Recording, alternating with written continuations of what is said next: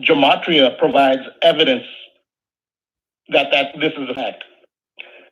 The Hermes slash Mercury deity represents duality, as I mentioned earlier.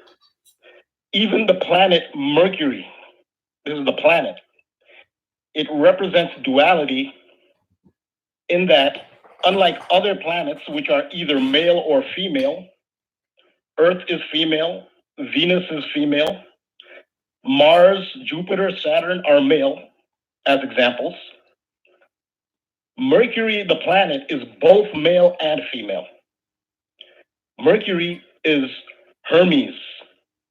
From Hermes, you get Hermetic principles, which have to do with duality. The Hermetic principle of gender, male and female. The Hermetic principle of polarity. The Hermetic principle of rhythm, back and forth. The Hermetic principle of correspondence, as above, so below. A symbol of polarity from an Asian tradition is the yin yang. No coincidence then that yin yang sums to 31, like Hermes sums to 31.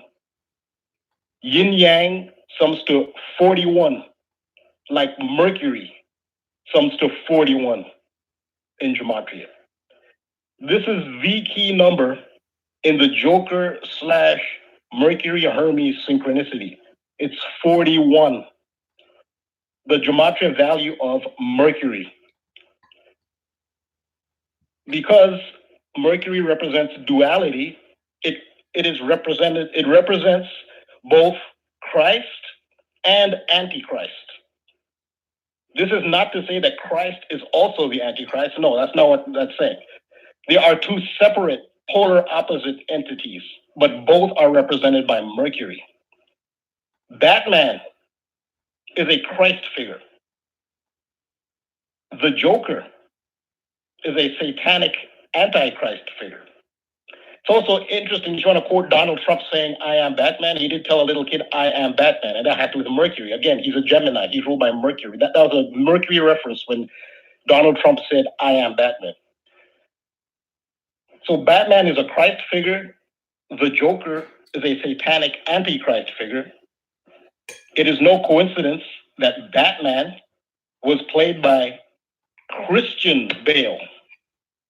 The Dark Knight trilogy was directed by Christopher Nolan. The gematria of Mercury in the simplest cipher, ordinal, is 103. In the same cipher, Dark Knight, Knight, is 103. The reflection of 103 is 301. 301 as a date, 30th January, is Christian Bale's birthday. Christian Bale born in the year 74. Followers of your work, Zach, know that 74 is the number of Jesus Christ. Jesus Christ sums to 74. Jesus sums to 74. Messiah sums to 74. Jesus is known in Hebrew as Yeshua, which translates to Joshua. Joshua sums to 74. Yeshua, Yeshua, sums to 704 in the Jewish gematria cipher. Cross sums to 74. Gospel sums to 74. Now we know why Christian Bale, born in 74, was chosen to play Batman, part of the Mercury Jesus archetype. With this in mind, let us look at who is starring in the movie Joker as the main character. It's Joaquin Phoenix. Remember this important point. Both Christ and Antichrist are represented by Mercury. Christ and Antichrist are separate polar opposites, but they both are represented by Mercury. Batman and the Joker both are Mercury. Batman is Christ, the Joker is Antichrist. The movie Joker, again, opening in 2 days, Friday, October 4th, is the second movie in 2 years that Joaquin Phoenix is appearing in. Joaquin Phoenix in 2018 appeared in the movie Mary Magdalene, and he played the role of Jesus Christ. So Joaquin Phoenix fulfills the Mercury duality in playing Christ and then playing the Antichrist, which is the Joker. Needless to say, Joaquin Phoenix was born in 74. Joaquin Phoenix's birthday is October 28th, 1974, which was the 301st day of the year, 301, like Christian Bale's birthday, 301, 30th January. Also interesting that Joaquin Phoenix shares the same birthday as the Statue of Liberty, October 28th. And he has a sister named Liberty. You can't make this stuff up. His older brother, River Phoenix, was a top actor and was a famous celebrity death on Halloween of 1993. River Phoenix, born August 23rd, was a Virgo, which is ruled by Mercury. Mercury in Gematria sums to 41, like Halloween sums to 41. Again, the key number in the Joker Mercury synchronicity is 41. And a family member dies and then a career takes off. We see that pattern a lot among celebrities. So think of the sacrifice theme related to that. That's a Christ-like theme. The deity of Hermes/Mercury has multiple characteristics, positive and negative, since he is dualistic. Chief among Mercury's negative attributes is that he is a trickster. It is that aspect of Mercury, the trickster, the spoiler, that the Joker character is based on. What day of the year is set aside to honor, quote unquote, or celebrate the trickster? April Fool's Day, also known as All Fool's Day. On April 1st or 1st April, that's 4-1 or 1-4. That's a key number, 41. In Gematria, Mercury sums to 41. That's the clincher. The Joker, trickster, fool, clown, harlequin is based on Mercury. April Fool's Day, April 1st, 4-1. In Gematria, in the septenary cipher, April Fool's Day sums to 41. All Fool's Day sums to 41. April Fool's Day can be said to be the day of the jester or jester day.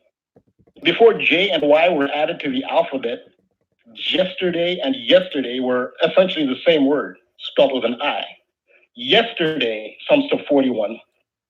The term first day of April sums to 179, which is the 41st prime.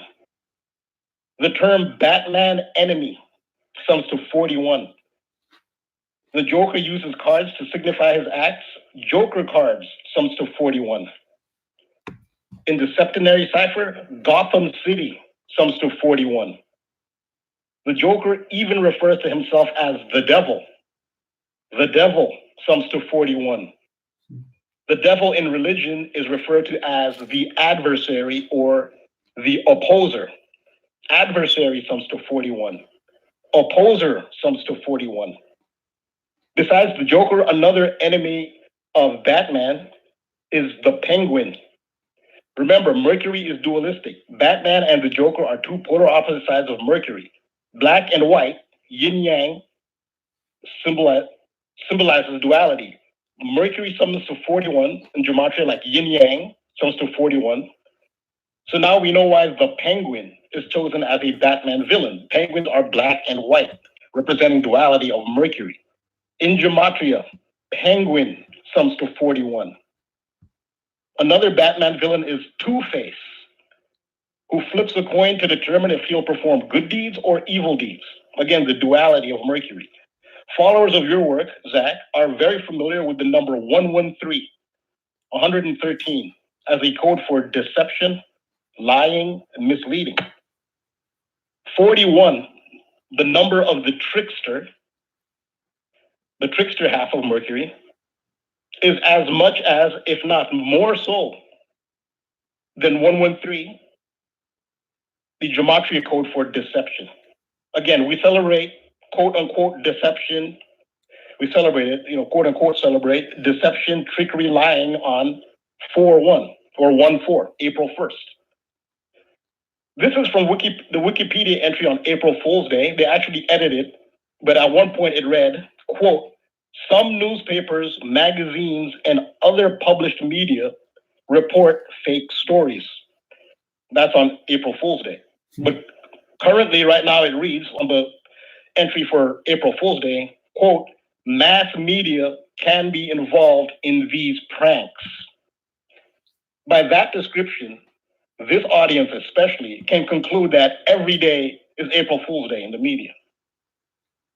Zach, I said you've established that 113 is the deception code, and you pointed out that the word mainstream sums to 113.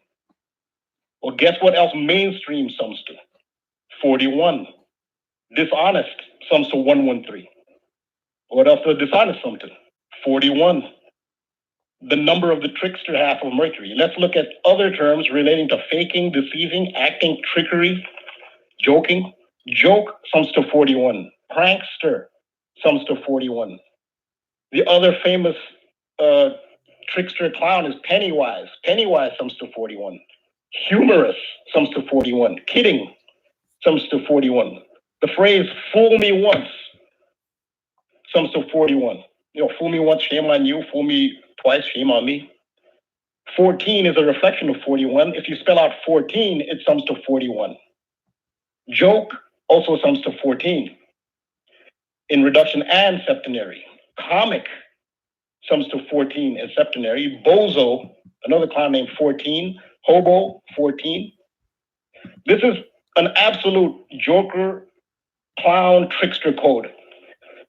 Now, this is a rather wordy sentence, but I drafted it to vividly illustrate how 41 and to a lesser extent 14 are without a doubt definitely trickster deception code numbers. This is the sentence. Often what appears, that's a keyword, to be a real life occurrence is actually a sham, that's a keyword, a dramatization, keyword, of the plot, keyword, of a script, keyword, and an illusory, keyword, con, keyword, masquerading, that's a keyword, as authentic, a rigged, keyword, event involving role players, that's a keyword, fakers, keyword, and actors, keyword, portraying characters, that's a keyword, for a bamboozled, keyword, public audience. One theory is that our manufactured reality is a matrix. That's a keyword. Now let's do the gematria on the keywords. Sham is 41 and 14. Appears is 41. Dramatization is 41 in septenary. Plot is 14 in septenary. Script is 41. Illusory is 41. Con is 14. Masquerade is 41. Rigged is 41. Role play is 41. Faker is 41. Actors is 41. Character is 41. Bamboozled is 41. Matrix is 41. So 104 is the numerological equivalent of 14. 1-4, like 1st April. The famous Shakespearean quote, all the world's a stage, sums to 104. And you like this one, professional sports sums to 104. April Fool sums to 104. Reality television sums to 104. Joker cards sums to 104. 14 spelled out sums to 104. CNN sums to 14. Act sums to 104 in Jewish cipher. Masquerade sums to 104. Role play sums to 104. With all this in mind, What is the opening date for the Joker movie? October 4th, 104. The full name of the lead actor, Joaquin Raphael Phoenix, sums to 104 and 103, like Mercury sums to 103. If you spell out Friday, October 4th, it sums to 104 and 103, the Mercury number. October 4th is 27 days from Halloween. Remember, Joaquin Phoenix's brother, River Phoenix, died on Halloween. The 27th prime is 103. The Mercury number. Halloween sums to 41. Lastly, Nipsey Hussle. He was portrayed as Christ, as a Christ figure to the public. His real name, the real name of Nipsey Hussle, his real first name is Ermias. Ermias actually means Hermes in Tigrinya, which is his father's native language. So Nipsey Hussle represented the Mercury, Hermes, Jesus Christ archetype. But he ultimately was not the Christ half of Mercury. He was the trickster half of Mercury, as established by his collaboration with the rapper, whose name is spelled Chinx, on the song titled Hey Fool. The gematria of Hey Fool is 41, but it's also 103 and 86, just like Mercury sums to 41, 103, and 86. So yeah, that's my decode of the... Well, as always, very brilliant, man. Yeah, very brilliant. So love it, Rambo. Awesome. And just again, is there anywhere that you're posting this yet online, or are you just saving them for the radio show? I'm actually trying to put together a website. I was writing this stuff out, and then the fire happened. The place I burned down. Right. All by the numbers. I lived. Mercury was in retrograde at the time. I lived in unit number 103. That's a Mercury number. I can't make that up. The last fire truck I saw when I left was 41, number 41. I mean, it was it was all by the numbers. I can't make just like you said, Matrix equals 41. But yeah, I was starting then. But I'm trying to start a website. I've got a domain name, and I'm using a YouTube tutorial to figure out how to do it. Okay, well, once the site's done that's being built right now, again, your work is welcome to be there. I'd love for it to be there. So. Yeah, I appreciate it. I'd like to contribute. Very cool. Very cool. All right, Rambo, the commercial music's about to start, so that was great timing too. All right, man. Have a great rest of the show. Will do. Thanks for getting us started. Have a good night, friend. All right. All right, take care. All right, and any second, the music should kick in. It's supposed to have already kicked in. Oh, there it is. We'll be right back.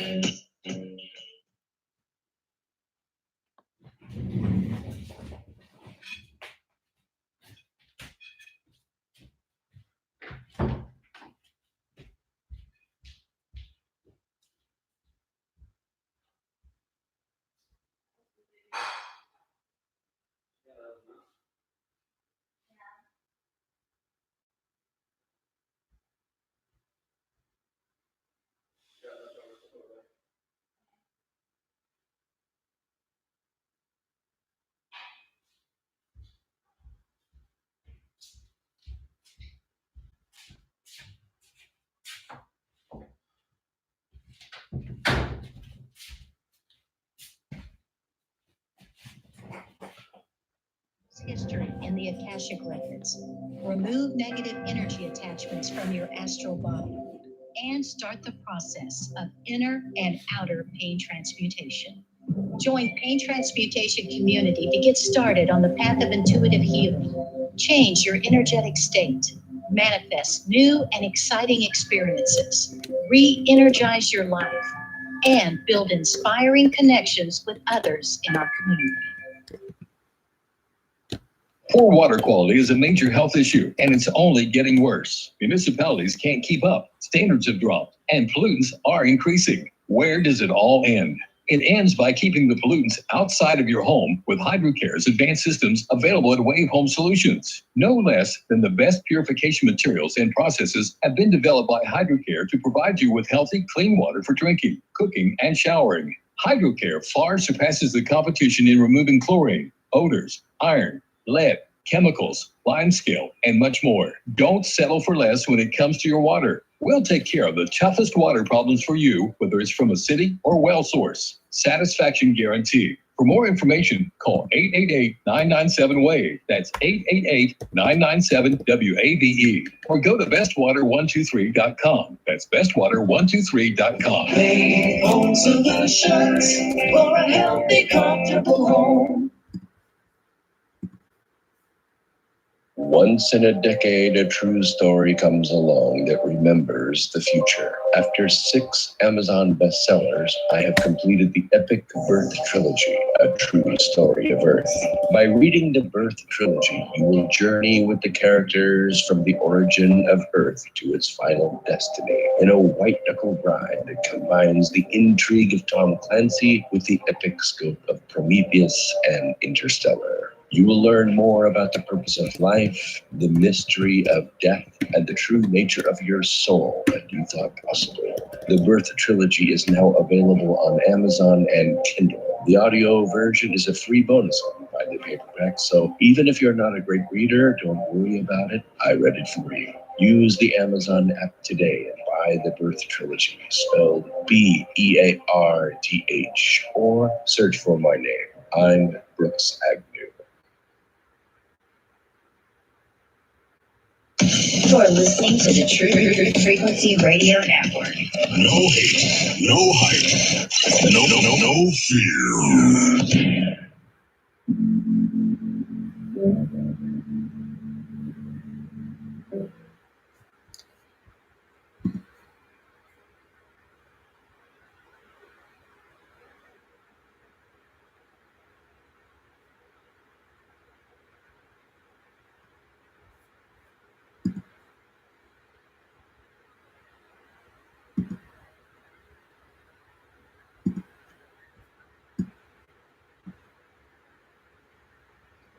All right, we're back, Truth Seeker. We got 2.5 hours left. We're taking your calls the rest of the way.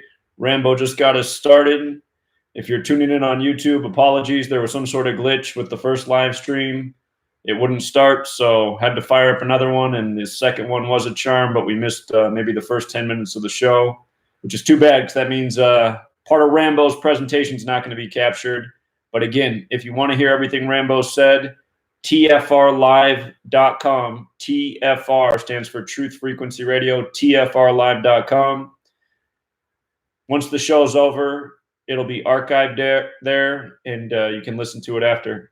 Just remember the date, October 2nd. And since he was talking about the Joker movie release, just a few other reminders. The film does come out this Friday, October 4th. There couldn't be a better date in the calendar year to release this film. As Rambo pointed out, the full name of Joaquin Phoenix sums to 104, a lot like the date he's playing Joker. But truly, you couldn't release the film on a better date. October 4th is the 277th day of the year. That's the 59th prime number. And just using the alphabetic order, J, the 10th letter, O, the 15th, K, the 11th, E, the 5th, R, the 18th. Joker equals 59. So 277th day of the year. That's the 59th prime number. Joker 59. But what makes it perfect is October 4th leaves 88 days left in the year. And if you look this up, the most common civilian name for the Joker is Jack Napier. And that name with the alphabetic order sums to 88. So his civilian name, Jack Napier, 88, the day leaving 88 days left in the year, absolutely perfect. And some of the headlines surrounding this movie have been that the families of the Aurora victims are concerned about this film because, as you might recall, the Batman premiere, you had the mass shooting reportedly in Aurora, Colorado. If you run the alphabetic order in reverse, Aurora equals 88. That just means making Z26, or excuse me, that means making Z1 counting back to A is 26. With the alphabetic order in reverse, Aurora is 88.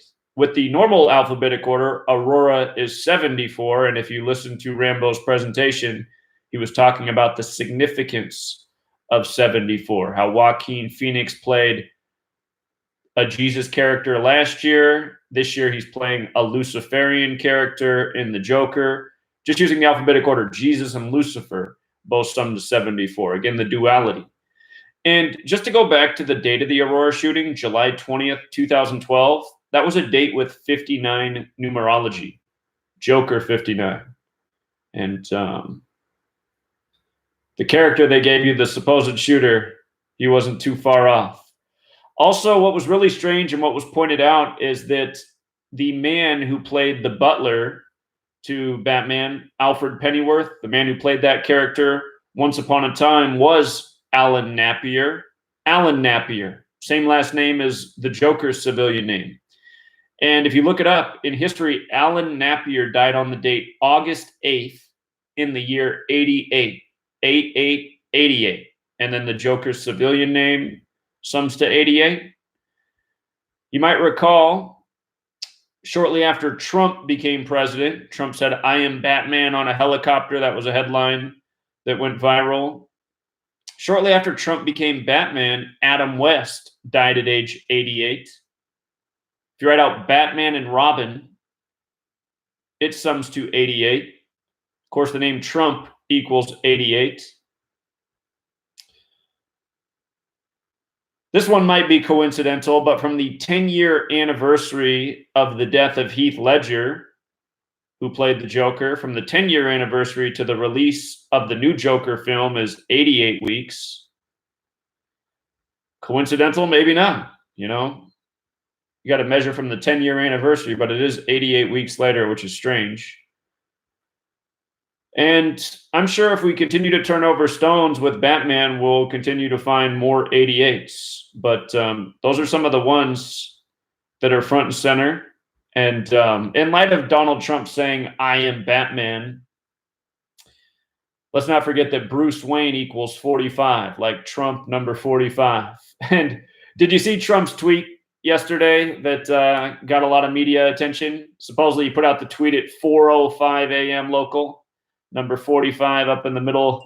Well, I guess it's not really the middle of the night. He's the early bird. He's getting up extra early to put out his tweet at 4:05 a.m. But if you missed that story, he put out a tweet at 4:05 on October 1st, showing the map of the United States with the voting counties. And of course, anyone who's seen this map before, it always looks this way. It's nothing about Trump. Almost every voting county in America that's not in a major city is red. And it's kind of misleading because, I mean, if you look at a big, huge state like North Dakota, it pretty much looks all red, but then you drive through North Dakota and you realize no one lives there. Of course, all the major cities vote blue. The rural areas that aren't as densely populated vote red. But Trump put out that map and said, "Try to impeach this," which equals 88. And of course, you've been following us since Trump began running in 2015. It's been 188 story after the next. You know, let's not forget that Trump was endorsed by 88 generals on September 6th, 2016, just shortly before the election. All right. That said, let's take it back out to the callers. Another great caller from New York. How are you doing? Hey, brother Zach, how you doing, buddy? How's the crime syndicate thinking? Doing all right, man. Thanks for calling in. All right, we got a tag team. Let's start with Big B first. All right, brother, I'm going to go right into it. I wasn't going to touch on it, but he brought up the Joker. Just so you're aware, I'm sure he can go into this. Mel Gibson has played the father to both Jokers. In the movie The Patriot, Mel Gibson was the father to the previous Joker, who was his name? Heath Ledger. And the movie with he's in the cornfield with the aliens. He played the father of Joaquin Phoenix. I can't remember the name of that movie. Do you remember that movie? Science? Yes, Science. So a little interesting that Mel Gibson has played the fathers to both Jokers, which Mel Gibson has had some very dynamic, almost like bipolar. He makes this movie about Christ. But at the same time, he has this he always playing a maniac in every movie, which is very natural to him. I think he is crazy, which I like him for that. But my point is, and then obviously that he talked against the Jews on TV, which got him blacklisted. But it's just interesting dynamic that Mel Gibson. There's no coincidence, I think, in movies.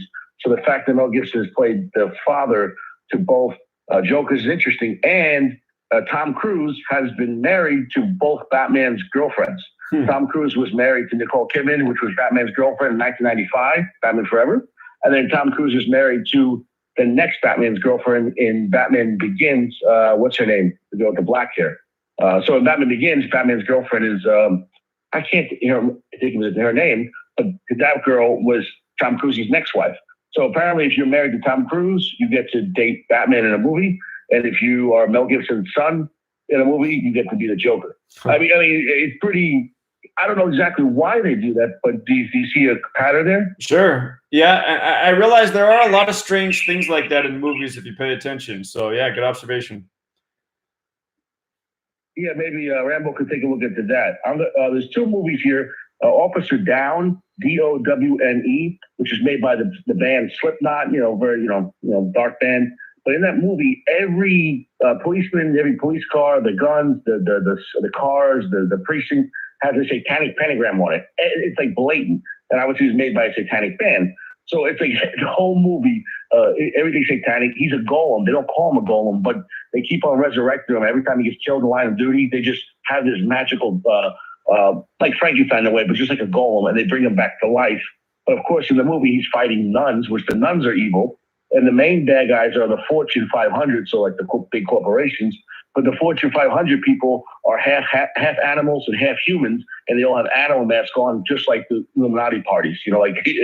So I mean, you just put it up. I put this on Netflix. I'm like, how much stuff could they fit in one movie? It's like a spoof movie, but like if you see right through it, I mean, I don't know how people go watch that and not find the connections to it, but maybe that's just me. Right. And lastly was this TV show, American Horror Story, Season 8, which is all about the Antichrist. Well, this one was the best one because in the movie, this young boy grows up to be the Antichrist and he has the whole world nuked to end the world. And he goes out to the Bohemian Grove. They don't call it that, but when he grows up, he goes to a party in the woods where all the rich people are. And he makes an announcement that he's the Antichrist and they all start worshiping him. And they have a meeting where they're all wearing masks. And he tells them, okay, I need you to nuke the world. And he also said, we're not going to call each other the Illuminati anymore. We're going to be the Cooperative. So he changed the Illuminati into the Cooperative, I guess, because he said everyone knows about the Illuminati. Secondly, when he was a kid, he grew overnight. So he went from being a child to a man in one day. And just like Christ in the Bible, he goes from being a child in the Bible, and then all of a sudden he goes right to age 33, and when he's doing his father's business. So they do exactly the same thing that Christ did, but the Antichrist. He also goes into the woods where he fasts and he prays to his father Lucifer and makes a pentagram. And while he's fasting, he gets tempted by angels to exactly reverse every scripture like that. And so he gets tempted by angels to tempt the devil to give him food and drink. He also questions his role, why he's the Antichrist, and people in the movie actually say, well, even Christ, questioned, if he could, do his job here on the earth. So he goes, give the devil a break in the TV show. So that's it with those movies. But it's so consistent. If my point is, they consistently worship it, put all this satanic stuff in all these movies and everything on Netflix. I'm seeing pretty much is satanic, whether it's allegory or flat out satanic. And I didn't even have time to go into breaking down the numbers, but just watching and relaying the messages. Whether it's real or not, the point is the people that are in charge are constantly putting satanic symbolism in movies, and it's nonstop. It's like every time I put another movie, I'm like, okay, I just got to take notes. So I'm gonna go into Stash, and I wish you well, brother. And I saw the decode on the Billie Eilish, and it's just absolutely. But here's Big Stash. Appreciate it. Thanks. All right, brother Zach, I'll get right into it so we can get to the next caller. Yeah, Big D had brought up that big Billie Eilish video about 2 weeks ago, and then I guess when you had the Saturday Night Live appearance, you did that wonderful video and blog post. I want to touch on a little bit of the no-hide laws that I spoke of last week. And basically, have you ever heard of that no-hide laws? Yes. Like no-hide laws? Mm-hmm. Okay. And there's supposedly 7 no-hide laws. And basically this article by Ted Pike talked about the coming Jewish utopia ruled by no-hide laws. Very interesting articles for anybody that's interested. And you can be found at truthtellers.org under no-hide laws. Very interesting, you know. It talks about a life in a Jewish utopia. You know, basically, the first law of no-hide is a law against idolatry. And what is idolatry? According to the Babylonian Talmud, repeatedly says the worship of false prophet Jesus Christ is idolatry, a crime worthy of death. The Talmud says that Christ was a blasphemer and a violator of the second no-hide precept. This makes his worshipers who claim he is a second member of the third-party Trinity blasphemous also. A visionary book, I wouldn't call it visionary, but was in 1932 by a Jewish Talmudic scholar named Dr. Michael Higa, called The Jewish Utopia. Higa says, when the one world ruler, Messiah comes, he will enforce a Judaic monotheism. There will be no room for idolatry. Only those who are convinced of Israel's divine purpose in the world will be welcome to join Israel's upbuilding of a ideally spiritual life on earth. Israel, the ideally righteous people, will thus become spiritually masters of our world. It's purely satanic. It's purely evil. I was talking to my good buddy out there in Tucson, Arizona. He was unfamiliar with the no-hide laws. I gave him that message that Dr. Baldwin delivered, and he's going to forward that to some of his Christian friends. It's quite eye-opening once you understand that these no-hide laws were signed into law, I think, with Jimmy Carter, and then every successive president, including George Bush Sr., has signed this, including Donald Trump. And the real concern is not Sharia law, but the no-hide laws that are already been put into Congress. Yeah, indeed. Your thoughts, sir? Well, I just think you're right on point. I mean, well, we know who runs the show. Yeah, we know. The self-proclaimed chosen ones. So, hey, keep the peace. Great work, brother. I'll be looking forward to talking to you next time. And our brother from Tucson is going to break down some of the numbers on the no-hide laws. Very, very interesting gematria on that. He'll be calling shortly. Very Peace, cool. brother. All right, Take thanks, care, man. bro. All right, you guys have a good night. Great to hear from you.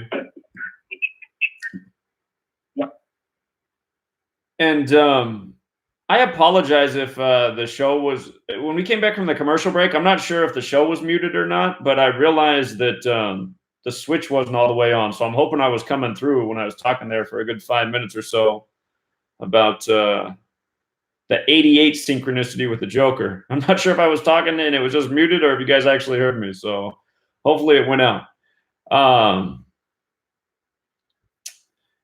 Yeah, if you guys haven't heard of the no-hide laws or the 7 laws of Noah, they actually don't look so bad on the surface. This is what they are. Not to worship idols is number 1, which obviously that's not going on in our society. Not to curse God, to establish courts of justice, not to commit murder, not to commit adultery, bestiality, or sexual immorality, not to steal, and the 7th one is not to eat flesh torn from a living animal. And last time I researched this, I think that had to do with like not actually eating an animal that's still alive. Meaning if you're going to eat an animal, you need to kill it before you eat it. So, I mean, on the surface, they don't sound so bad, but yeah, it's a subject that warrants further attention. Let's go out to Pinehurst, Texas.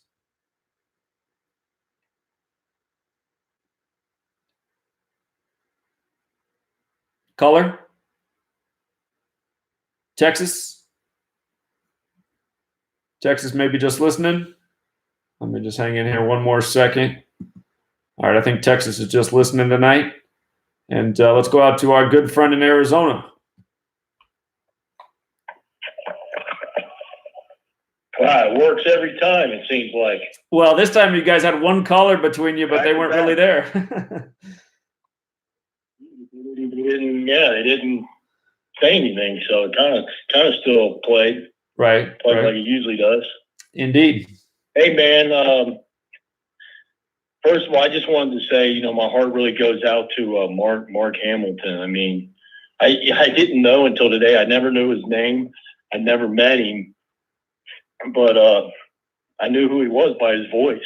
Right. And once I realized today who that was, it finally just dawned on me, and my heart's broken. So, I mean, we don't have very many people in this community, so we got to keep as many of us as we have. And that dude was brilliant. Right. He was absolutely brilliant. And you could make an argument that he was the maybe the most motivated person. Just you could tell he worked very hard. So. Mm-hmm.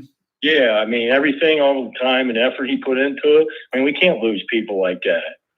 Right. And again, for people who don't know, I made a video about this last Friday night. I found out Friday in the late afternoon that somebody who was a part of this community, somebody who was anyone who follows my Patreon. I mean, he called in pretty much every single day and multiple times and had a lot to say.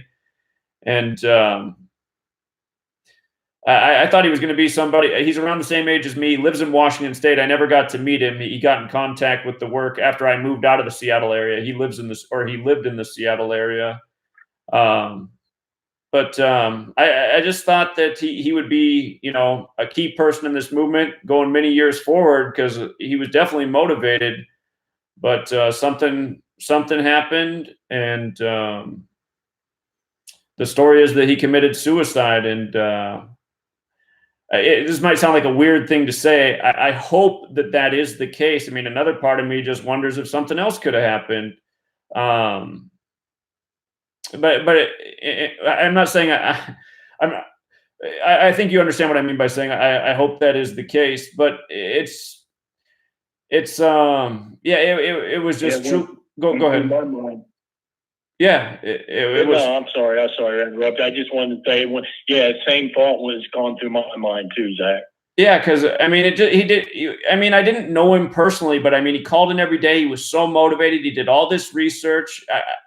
It's hard to know if somebody's suicidal, but there was never any indicator that he was depressed or upset about anything. He was mild-mannered, well-spoken, very intelligent. And then all of a sudden, we just didn't hear from him. And I even sent him a text message to check in, and he didn't respond. And I was just assuming, like, well, maybe something came up in life. Maybe he's under the weather. Maybe you just don't know. And then somebody else in the community found out that he had committed suicide. And it's just devastating. So I was very sad this weekend. And it is, man. It is. Totally is, man. It is. It's. Yeah, right. And I that's it. Just from hearing him and how he interacted with you over the phone. I mean, very mild mannered. I mean, just not like me at all. But I respect that about him. He just never let things really seem to get to him, I would imagine. So that's why I kind of, had the same thinking that you did. That went through my mind, because I'm like, well, he didn't seem like that. But I never met the guy, so maybe we had, didn't know him as well as we thought maybe. But either way, man, it's just heartbreaking. I just wanted to put that out there, because it was on my mind. It was really just weighing on my mind before I called the show. Right. And I do plan on the website that's being built, there's going to be a dedication to him. I'm going to dedicate the website to him, because what happened to him is I have a feeling that, because I don't get to know everybody who follows this work, but I have a feeling that, there's probably been other people over the years who followed this work. So many people have reached out to me and contacted me and let me know really depressing things. I know that people within this community, the truth community, if you will, they get isolated from everybody else. And I wouldn't be surprised if there's some other suicide stories out there over the years that we don't know about. So again, the purpose of the website that's being built is to organize a community so people don't feel isolated, and they can make new relationships and make new friends, and just feel stronger together. So, and part of what I've been dealing with is Mark, who we're talking about. Before, I went to him because he has great technical skills, and he was actually going to be the person who was going to build this website. And we'd been talking about this for months, and he was busy, so he never got to the project. So finally, I just said to him that I hired a company to do it, and he said that was fine.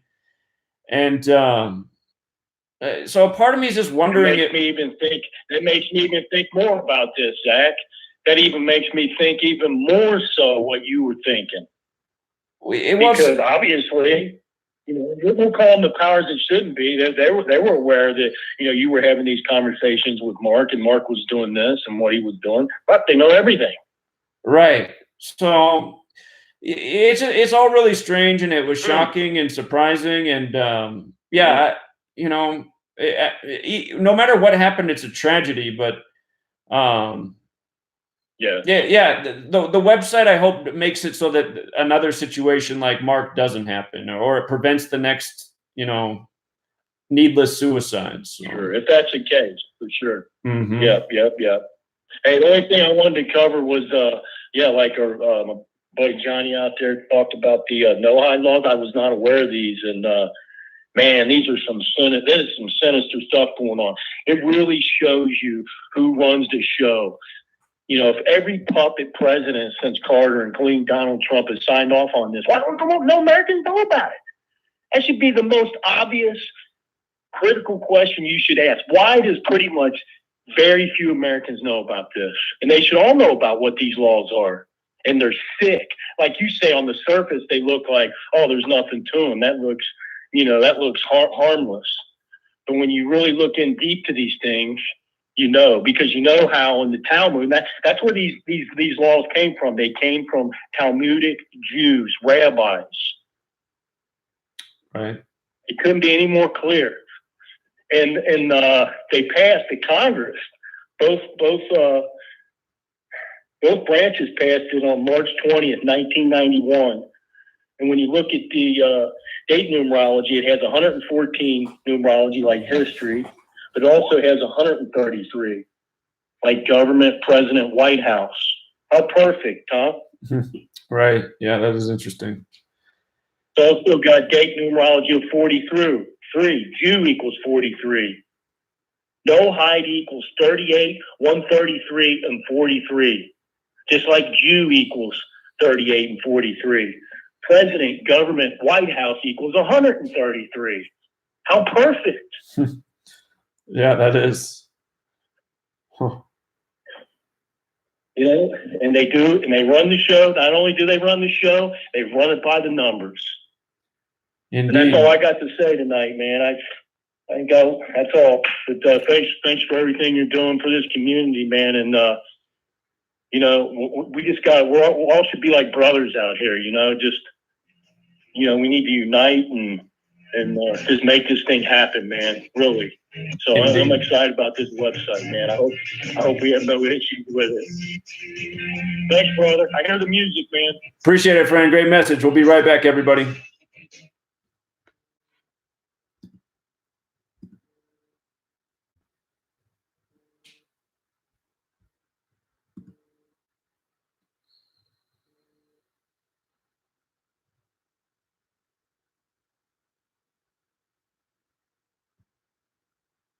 In today's modern media. From the mainstream to YouTube and Google, the information you're looking for is buried by official narratives and propaganda. This is why TFR is 100% uncensored, unregulated, and listener-supported. The shows on TFR are not micromanaged by the station, and our hosts are free to speak their minds however they please. As such, the views and opinions expressed on our station are of those who make them. If you happen to hear anything offensive on TFR, please send us an email to toughtitty@tfrlive.com, and we'll be happy to tell you that we really don't give a damn.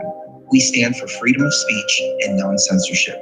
If you also stand for free speech, you can go to tfrlive.com/sign-up and sign up for a TFR supporter pass and help us in our mission to keep the airwaves uncensored and unregulated. TFR Live, your uncensored and unregulated protection from deception. Pressure, sentence passed. I'm Barbara Cusack. President Trump had involved Vice President Mike Pence in efforts to pressure Ukraine's president, according to the Washington Post. But Pence aides say that he was not aware of the pursuit of dirt on Democratic rival Joe Biden and his son.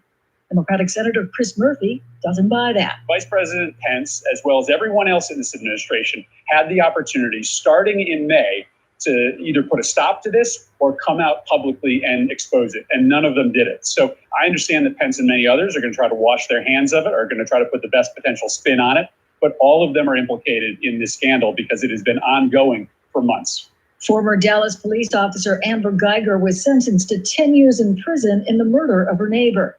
Geiger said she walked into Botham Jean's apartment thinking it was her own. The victim's mother, Allison Jean, said her son posed no threat. His privacy was violated. She intruded on him, and that was not enough. She killed him.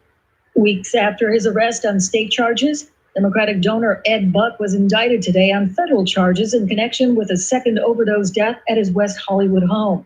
He also faces 3 additional counts of distributing meth. Presidential candidate Bernie Sanders is said to be resting comfortably after receiving 2 stents to open a heart artery blockage. Fellow candidate Andrew Yang wished Sanders well. Bernie, you're a national hero, a role model, an inspiration for so many of us, and you just need to get well. The country will still be here waiting for you when you get back on the trail, and I'm sure that'll be very soon.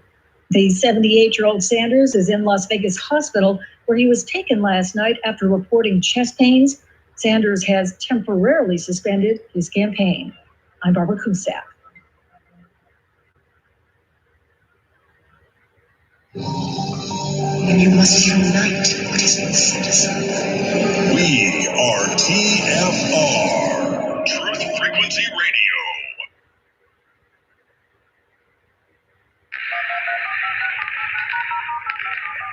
This is not a condition orange. Condition orange. Situation Delta in effect. Please enter your agent number now, followed by the hash key. We have to create culture. Don't watch TV. Don't read magazines. Don't even listen to NPR. Time comes when silence is betrayal. More for themselves and less for everybody else. But I'll tell you what they don't want. They don't want a population of citizens capable of critical thinking. They don't want well-informed, well-educated people capable of critical thinking. They're not interested in that. That doesn't help them. Think for yourself. Question story.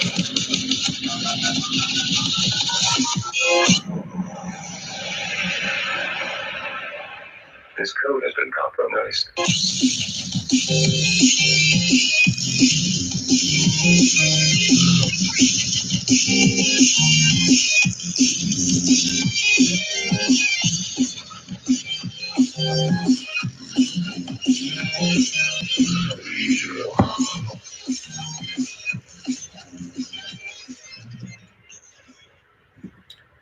All right, we're back, Truth Seeker. We got 2 hours left. We're taking your calls the rest of the way.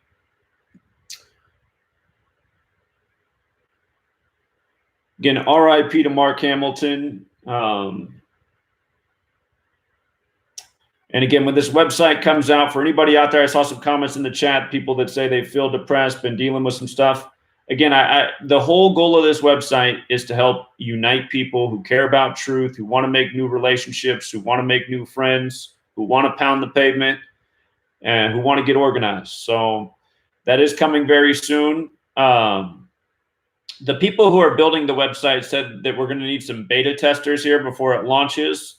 So I'm going to put out some information about that for anyone who might be interested in testing out the website, making sure everything's good before we launch it for everybody. I'd ask you to contact me on the 509 Gematria hotline, not now, but just at a later time. If you're interested in doing that, you can text the line, you can call the line. And if you do, let me know who you are, because for the people who I do select for that, it's probably going to be people whose names I recognize, just because there are a lot of trolls and infiltrators and people who try to sabotage. So I got to make sure that's not who's in the beta testing thing. But but the website is coming soon. You know, at first they said that'd be about a month, but I just had a feeling. I was like, well, usually when people say it's going to take X amount of time, usually when something's getting built, usually it takes about twice that. But the project is underway. It will be done soon, and we're getting close to the beta testing phase. So I'm going to put that information out there soon. Let's go out to Ohio. Thank you for your patience, Ohio.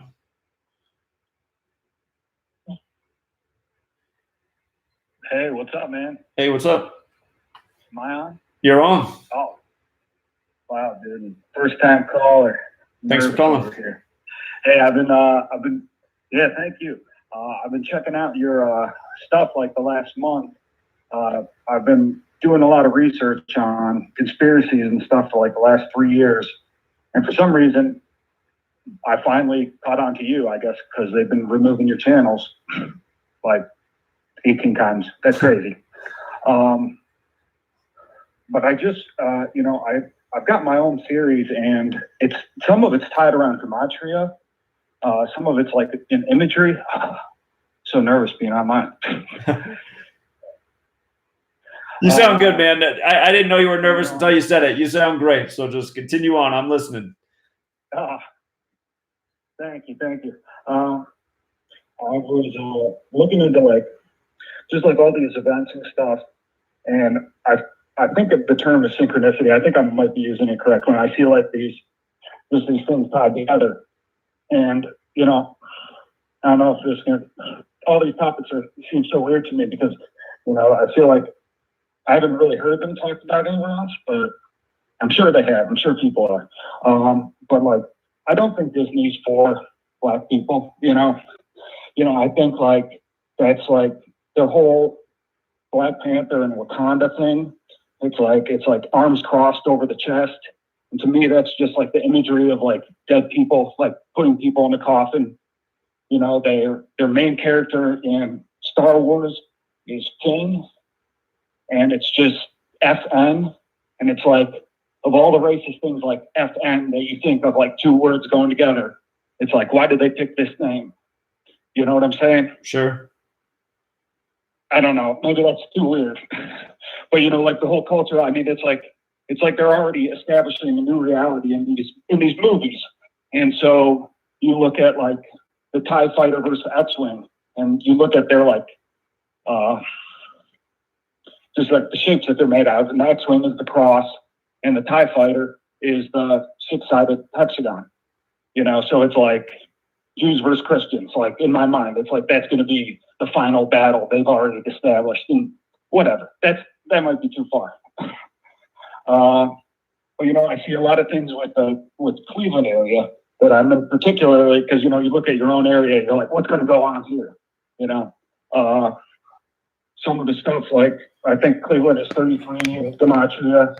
I think like alien is like alien invasion or like alien attack. You know, they talk about like the alien conspiracy with the satanic agenda with the aliens. 322 is a road that goes. I know the 322 is a big number, but it goes right into Cleveland. That's also known as Mayfield Road. Baker Mayfield is the new quarterback. If you look at the aerial view at like Terminal Tower and stuff, it's like the eye of the pyramid. In 2000, they put the pyramid up on top of Key Tower Bank. They like bought it out, and it was right before September 11th happened. And so all of a sudden there's this new pyramid established in Cleveland, and it's overlooking this whole area. It looks like a pyramid. And at the top of the pyramid, you could, like with the roads, you could make a cross, or you could make the swastika. Off to the side is another building that kind of looks like the symbol for a Freemason, and it's pointed directly at the eye of this structure, which is the Terminal Tower. One of the things I learned is like pre-programming or whatever, like getting images into your mind. I don't know if you're familiar or the people are familiar with Back to the Future predicts 9/11, but it was like putting some images like the Twin Pines Mall. The Twin Pines Mall. One of the things. Mm-hmm. What's that? The Twin Pines Mall. Right. One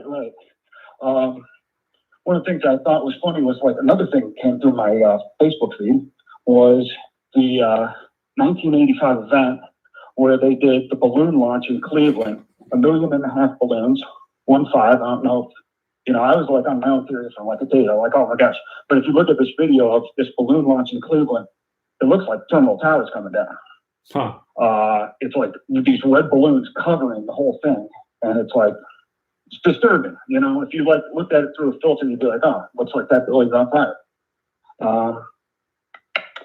You go through here, my notes, I really want to say, with the Las Vegas shooting, or like it happened at the Harvest Festival. And, as far as I know, I'm like a big fan of The Office and Parks and Rec. I love those shows. I thought they were funny, but ever since I watched your stuff, and I'd seen some stuff in there, but, you really opened up my eyes to these things. Like a lot of their main words that they use in a show that are like really fun, like kaboom, or like, it's from each episode, like little Sebastian. These words, like the gematria is like all over it. And it's like I turn on every single cipher that you have on the site so that I see all the numbers. And it's like these words are like nines across the board, like in like 18 different ones. It's like 9. It's like crazy to me. Huh. There's this one part where Leslie Knope, she's tied onto this fence and she's got her hand up and her hand down, as above, so below. And the letters that are beside her, the gematria is 33. I think the show is literally just a call to their troops to tell them of the event that happens with the Las Vegas shooting, the Harvest Festival. Season 3 is all about the Harvest Festival. They perform, they put on this fair, and you'll see pyramids all throughout it when they do these aerial shots. It's got a roller coaster in there, which is like obscene. Like when the show is talking about the budget, and then all of a sudden, like Sweetums is like, oh, they're giving us a roller coaster. And it's like if you look at the shooting scene, it's like it had a roller coaster in the background. It's got the pyramid in the background. Leslie Knope and Andy Dwyer engage in a fake shooting. They like look at each other and go, haha, and start shooting each other. And I think there's just like so much there. Yeah, indeed. Yeah, sorry, this is a little too much. Well, sure. I mean, it is a lot. I see it in all this. Yeah, it's everywhere. When you come across this knowledge, you just start to realize it's like, wow, they are really doing this everywhere. And sometimes it's just like you scratch your head and say, I mean, why is this necessary? Why do they need to encode this little thing here in this show? But it truly is the cabal code. And when you realize when you're watching the mainstream media, you're watching the outputs of the cabal, and they don't play around. They use this knowledge seemingly in all things that they put out for the masses. So I appreciate the call, friend. And keep up the observations. So, all right, take care. All right. Yeah. You have a good night. Take care. Yeah. All righty. Let's see. Next caller is Michigan, from Ohio to Michigan. Zach. Hello. Zach. Yes. Yo, it's Batman. Oh, Batman. Perfect. Batman, bro. What's up, Batman? Hey. I had some notes. I wanted to talk about some stuff from some of your videos in the past couple months, but I want to talk about what some of these callers have been talking about. Okay. That last caller. He was tripping, and he was onto something on Star Wars. Like he said, the character Finn, like his code was FN, but he didn't mention what numbers they put after that. That dude's character, his name is FN187. Huh. So, like, I see what he thought. He said, oh, maybe I'm going too far, maybe I'm tripping. But, he wasn't. Because to me, that says F word, N word, death, or murder, right? We all know what 187 is. Right. Indeed. So, I want to, and another thing, even in the original Star Wars movie, there's predictive programming for 9/11. When the Jawas are slaughtered, they're the sand people, they're not the sand people, but they're the characters that pick up the droids. They're slaughtered by the stormtroopers, and Luke says, why would sand people do this? And Obi-Wan was like, we're meant to believe that sand people did this, that these blast marks are too, they're too accurate. Only Imperial stormtroopers could have done this. So to me, I mean, what are sand people? Like that's who did 9/11, right? That's what we're supposed to believe, right? Right. I mean, I just think definitely Star Wars. A lot of that stuff is encoded in there. So I wanted to, just say that. You know what Star Wars equals, right? You know what Star Wars sums to, don't you? I don't. It sums to 119. What is? Okay. So. Hey, we were talking about, I think Rambo or one of the colors was bringing up the 113 and deception.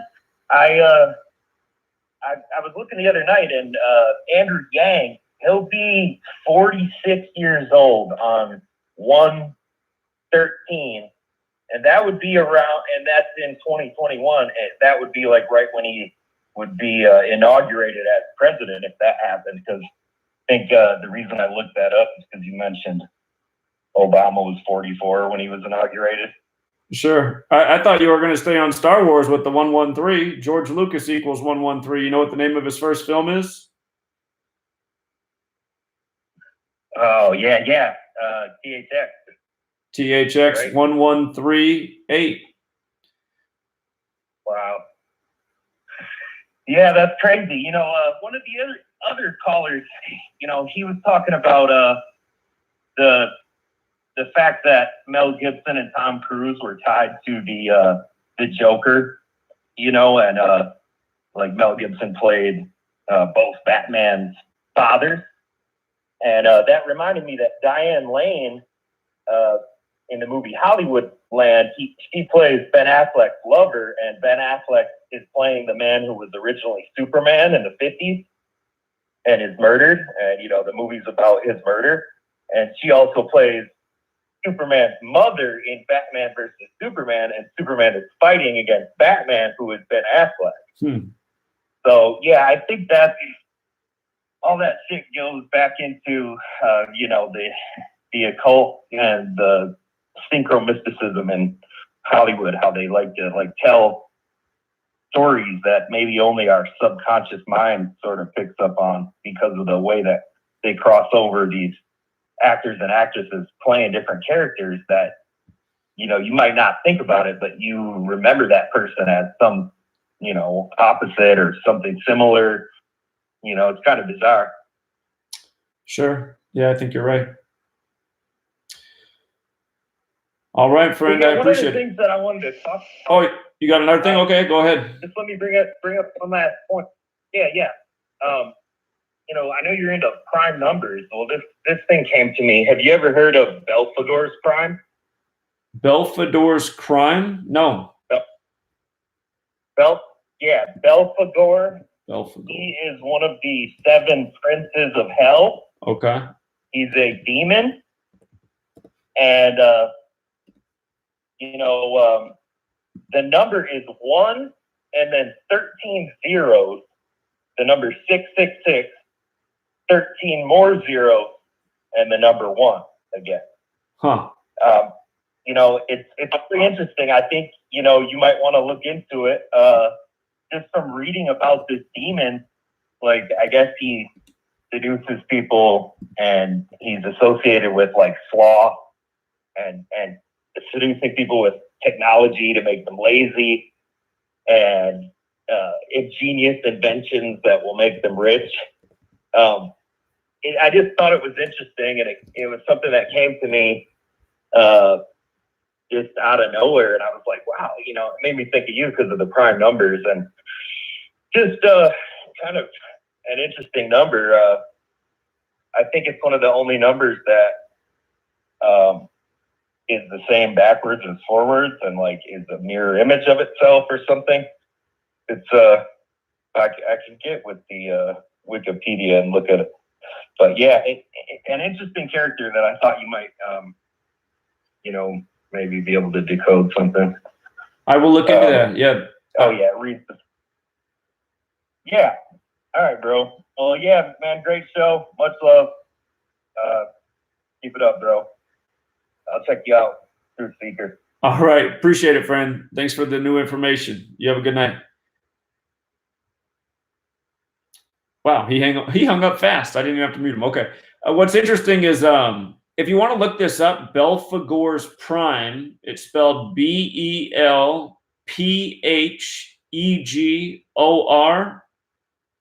I plugged in that name just real quick on Gematria, and I noticed it summed to 52. And I thought, 52, the word devil sums to 52. And it says here in the Wikipedia for it, the number itself contains superstitious elements that have given it its name. The number 666 at the heart of Belphegor's prime is widely associated as being the number of the beast, used in symbolism to represent one of the creatures in the apocalypse, or more commonly, the devil. So it's like, Belphegor 52, devil 52. Okay. Yeah, I'll do some more research on that. Very interesting. Never heard of it before. There's always more. Okie dokie. Let's see. All right, Las Vegas, you're up. Hey, Zach. What's up, man? Hey. Another day in paradise. What's going on? Oh, man. Right. Man, first of all, man, I just wanted to say thank you, man, for putting up this research. And I just want to share a little testimony of how this research did change my life. Well, growing up, I was a huge football fan, and it was one of the things I was really attached to growing up. I played football for years and years, and I didn't learn about your work until about a few years ago. No, well, I want to say about a year and a half ago or so. And once I learned about it, it changed my whole perception, and I don't even watch football anymore, actually.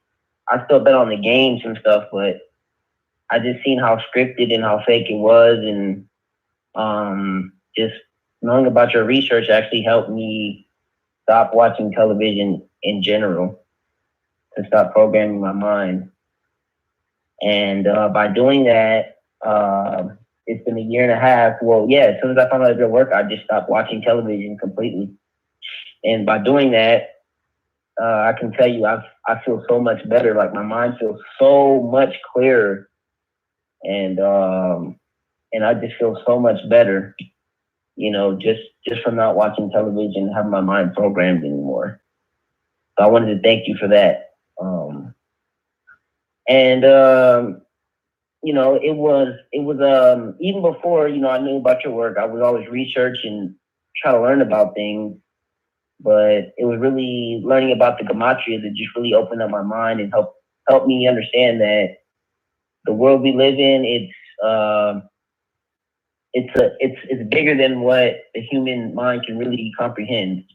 Because the things that these elitists have done is out there. It's way out there. We have to be to really figure it all out, all the decodes and all the information that they program into our minds. We would have to have millions and millions of people working around the clock to decode everything, I just wanted to share that, man, because I just feel really good. I feel really good. Well, you're very welcome. And yeah, I think that is the power of this knowledge. It can help you escape from the matrix of BS, if you will, that steals so much people's time and energy. And many people over the years have written and said, hey, thank you for helping me see through the sports games, because now instead of sitting on the couch all Sunday, I'm out with my family. And I think that's great. So, yeah. Yeah. Yeah, it is, and I just wanted to encourage everybody to see that how this knowledge and learning this code can actually free up your mind. You know, it's more than just about knowing that it's rigged and scripted. It's beyond that. You can use this knowledge to make an interchange, and once you start to make the interchange, it's like a light clicks on now, because it's like this knowledge and information connected the dots for me. I just started to see boom, boom, boom. And it's like now when I see certain things, it does not surprise me anymore. It doesn't surprise me that society is the way it is. It doesn't surprise me that people still are not getting what's going on. You know, it's just, you have to have something that gets you over that tipping point. And I feel like Gematria did that for me. It put me over that tipping point. And yeah, at first when I learned about the code, yeah, it was scary. I'll admit, yeah, I was like, wow, this is crazy that they're doing this, but as time goes on, once you learn about it, you're not afraid anymore. It's just like, you see that it's all a big game. You know, this thing is it's a freaking game. It's a big game and it's a big joke. Really, it is. It honestly is. So, I really had to let that out there. Oh, and one more thing I wanted to mention was that I met a guy, an older gentleman, and I believe he was in his 80s, I believe, and he told me he was born he was one of the originals, and I asked him, I said, what does that mean, original? And he said he was born in Israel, and he was a Jew. He was Jewish, right? And I said, oh, you were Jewish. I said, Jewish run the world. And he said, how do you know that? He said, that's supposed to be a secret. And he started laughing. And we just laughed about it, but he joked about it, but he said, yeah, that's supposed to be a secret, and laughed, like sarcastically. And I just had to think about that because of all the things that we talk about on this channel about the Jewish. So it just kind of, it was a little funny to me, that he said that. So. Sure. But anyway, yeah. All right, Frank. I appreciate your message, man. The commercial music's about to kick in, so you have a good night. Be safe out there, and thanks for always calling in. All right. Thank you, Zach. All right, man. Take care. Okay. Yeah, the commercial is about to kick in, and that's one of the best parts about this knowledge. I mean, it helps you free yourself from the matrix of misinformation, which goes from rigged sports to rigged elections to politics to all that. And talk about it more. We'll be right back, Truth Seeker.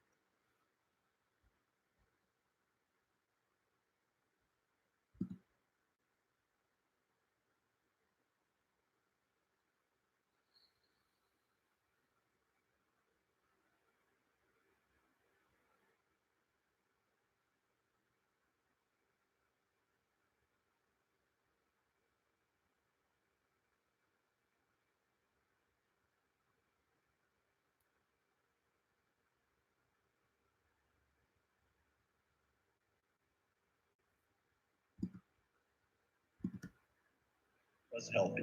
Just listen to what Arthur has to say. I was just calling to tell you what a great product you have.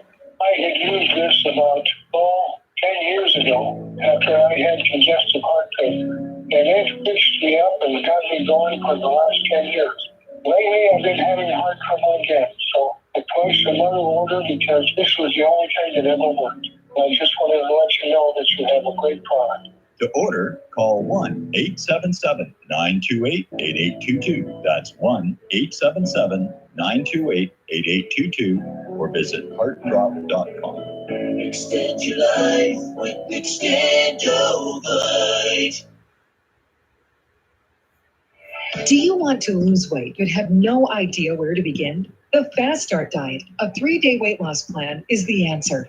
3 days of nutritionally balanced, calorie-restricted meals delivered right to your door. No shopping, no measuring, and no cooking. Everything is prepared for you and ready to eat at home or on the go. The Fast Start Diet has all the amazing benefits of intermittent fasting without starving.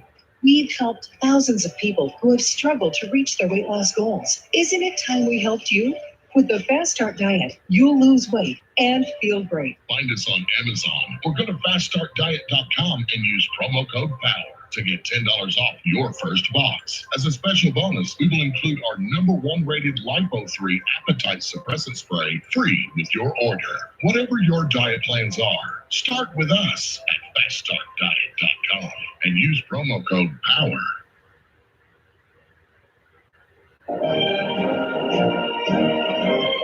Hi, I'm Sergeant Jim Ram, retired. In early 2012, I was facing a laundry list of chronic health conditions that my physician was telling me were incurable. I knew there had to be a better way, and I learned how I could reverse every one of my ailments with science-based, clinically verified medical nutrition. In just a few months, I was able to reverse high blood pressure, gastric reflux, sleep apnea, arthritis, degenerative disc disease, heart arrhythmia, AFib, and many more. And I've lost over 70 pounds and kept it off. Now I'm hosting a radio program that's dedicated to helping my listeners do the same. If you're sick and tired of being sick and tired, if you're sick of being used as an ATM by your doctor, then you'll want to tune into the Your DIY Health radio program here on True Frequency Radio every Thursday from 9 a.m. to 11 a.m. Eastern and 6 to 8 a.m. Pacific.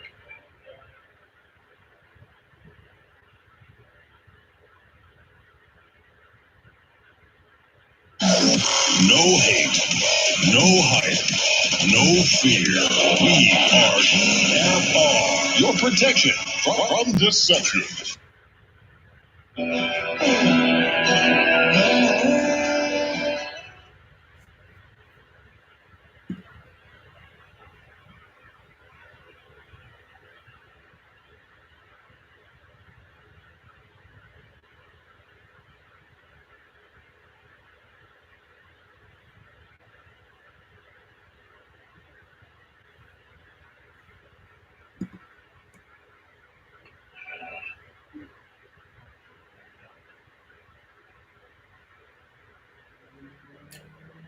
All right, we're back. True Secrets, the midway point. We're taking your calls the rest of the way. Trying to keep my eyes on the chat. Just real quick, I'll address something since it's viral in the truth community right now. And it always makes me wonder how certain things go viral.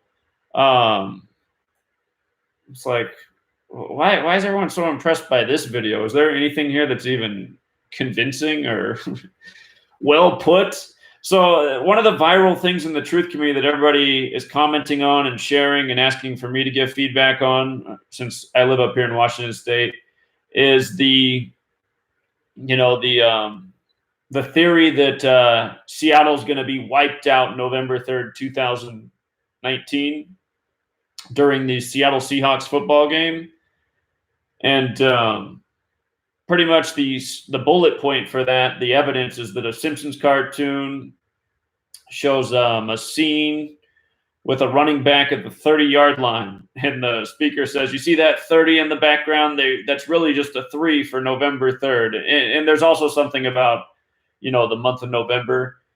I'd encourage you to think, well, how old is that cartoon? And why would it be November 3rd, 2019? Now, of course, 113 is an infamous date. We know a lot about 113. We've talked a lot about 113 tonight. And nowhere in that video do I see any gematria shared. Something that is interesting about Seattle does equal 19. It is 2019. Chaos equals 19. We talked about this at the beginning of the year. The Seattle brand Nordstrom's, well-known store out of Seattle, one of their owners dropped dead unexpectedly at the beginning of the year, right after he had announced that he was defeating his cancer. Then suddenly he died. You had the divorce of Jeff Bezos and his wife that became the most expensive divorce in history. Of course, that's in Seattle. There are a few other Seattle stories, and I said, Seattle might be an interesting city for 2019 because it's one of the only cities in the world that has a gematria value of 19. There's not a lot of words that have a numerical value that small. So Seattle is 19 and chaos is 19. And could there be a false flag in Seattle on November 3rd or another date? Yeah, it's possible. But, you know, the cataclysmic event, I mean, the person who made the video said that, you know, thousands of people are going to die. Think about the way the New World Order operates. You know, the deadliest event, well, they do evil. I mean, they've spread disease and illness and drug epidemics in poor communities. I mean, they do torture the world and impact millions of people in that way. But the way they roll isn't normally to, you know, kill, you know, hundreds of thousands or a million people at once in a false flag attack. I mean, if you look at the way that they've started most wars, because again, that's the whole thing about this Seattle November 3rd thing, is that it's going to be the event that jumps World War III off. But if you look at the way that world wars have been started, it hasn't really been with some mass casualty event. You know, World War I, they gave you the Archduke Franz Ferdinand. World War II was a continuation of World War I. Vietnam, you know, supposedly a boat attack out at sea. September 11th. Yeah, I think people definitely died on 9/11, but it wasn't a whole city wasn't wiped out. Two of the largest buildings in the world were.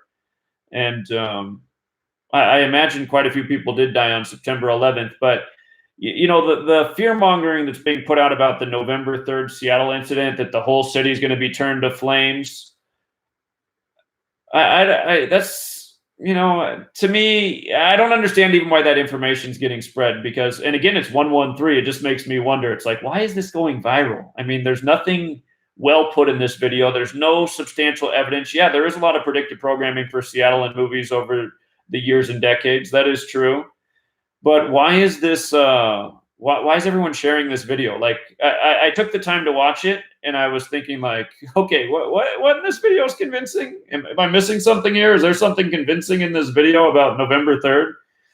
So anyway, November 3rd is an interesting date. It is 113. We know Scottish is 113. The Scottish Rite of Freemasonry is behind a lot of the wrongdoing and the false flags that go down in this nation, including 9/11. November 3rd does leave 58 days left in the year. Freemasonry's 58, secret society's 58.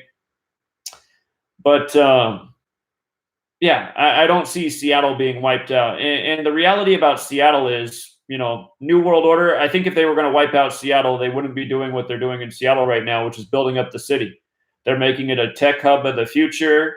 Anyone who's been to Seattle, you know, 10 years ago, if you come back up here and you haven't been here for 10 years, you're not going to recognize the city anymore. The skyline has twice as many buildings, and it grows by the day. Seattle also just finished putting in their mass transit system. You know, the New World Order is not going to wipe out the city that they finally just helped catch up, you know, with other major cities in the 21st century. It's not going to happen. So a little false flag, you know, an earthquake to wipe out the Pioneer District. These are things I could see going down in Seattle. For people who aren't aware of for people who don't know anything about Seattle, like the person who made the video that's viral, there is an area of the town called the Pioneer District, and I'm sure a lot of people would love to see the brick buildings crumble there because it's been preserved as a National Historic Site. And the developers of the city, they want to wipe out Pioneer Square to build more skyscrapers there because it's old brick buildings that are 1 and 2 stories tall, where, you know, you could be building towers like what are going up there that are, you know, however how many floors tall, huge buildings. So I have a feeling that whenever the earthquake comes that they've been predicting for the Pacific Northwest, I have a feeling when that earthquake comes, Pioneer Square will be, you know, turned to rubble, and then that's when you'll see the development.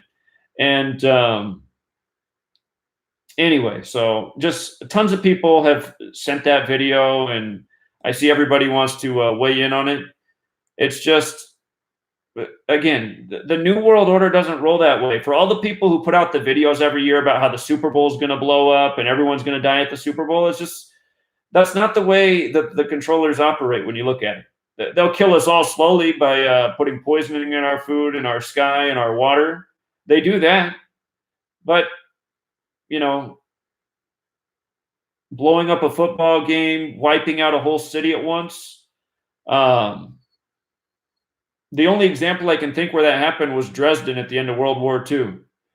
For those of you who don't know the story of Dresden, at the end of World War II, the United States and the UK, they used napalm for the first time, and they bombed the refugee city of Dresden where people had stayed who didn't want to participate in the war. And it's probably the most evil act of World War II. So again, if you're under that the Nazis are so evil, mind control programming, realize that's what you're under, mind control. The Nazis didn't do anything a fraction as evil as the bombing of Dresden. They say over 100,000 people were wasted with napalm. And again, these were the people who were trying to avoid the war.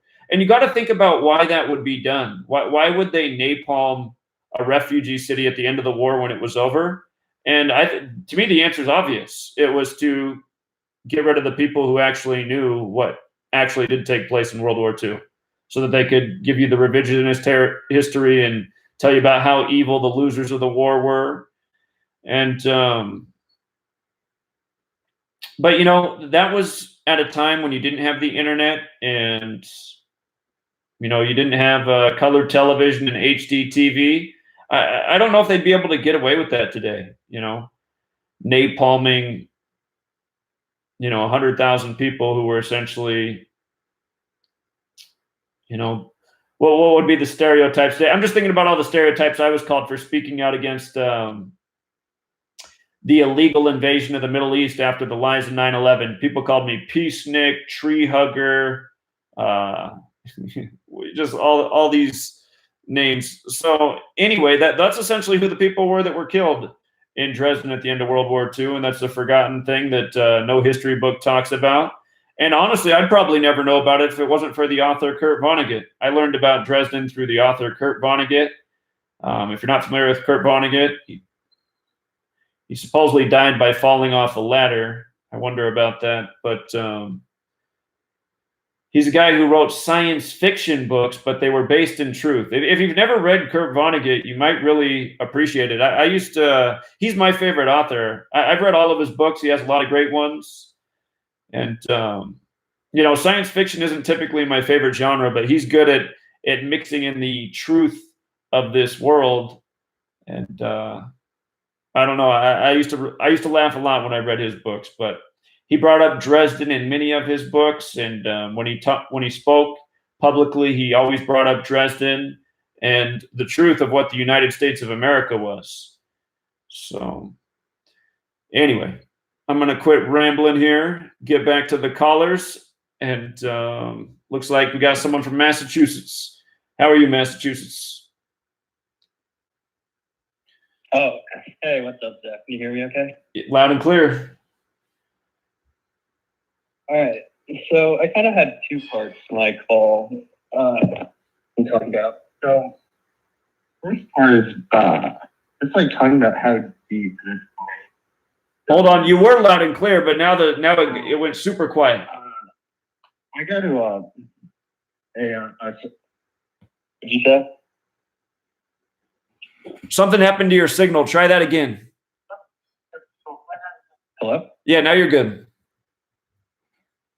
Okay. So the first part I want to talk about is just like how deep this brainwashing really like is. So I go to college with like some pretty smart people. And it's like these people are like legitimately smart, you know, they like can understand advanced concepts, you know, they can like write well, like all this, but like they just can't see like how obvious this like stuff is. Like you can be just so smart but have just no idea. Like that's how deep they've got this brainwashing going. Indeed. So, that's what I noticed. I was in college when 9/11 happened, and that's what I noticed. I was like, even the intelligent people, they just like, they can't see the obvious. It's cognitive dissonance, it's mind control, it's brainwashing, absolutely.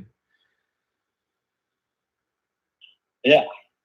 So, like, I don't watch the news much.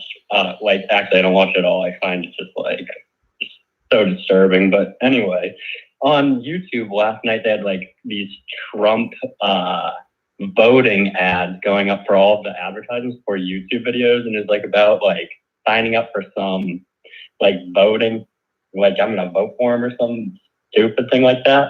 And it's like just such a joke. Like this guy is a joke. I like, how can you like look at this guy and like think, oh yeah, this is the president? Like, are you kidding me?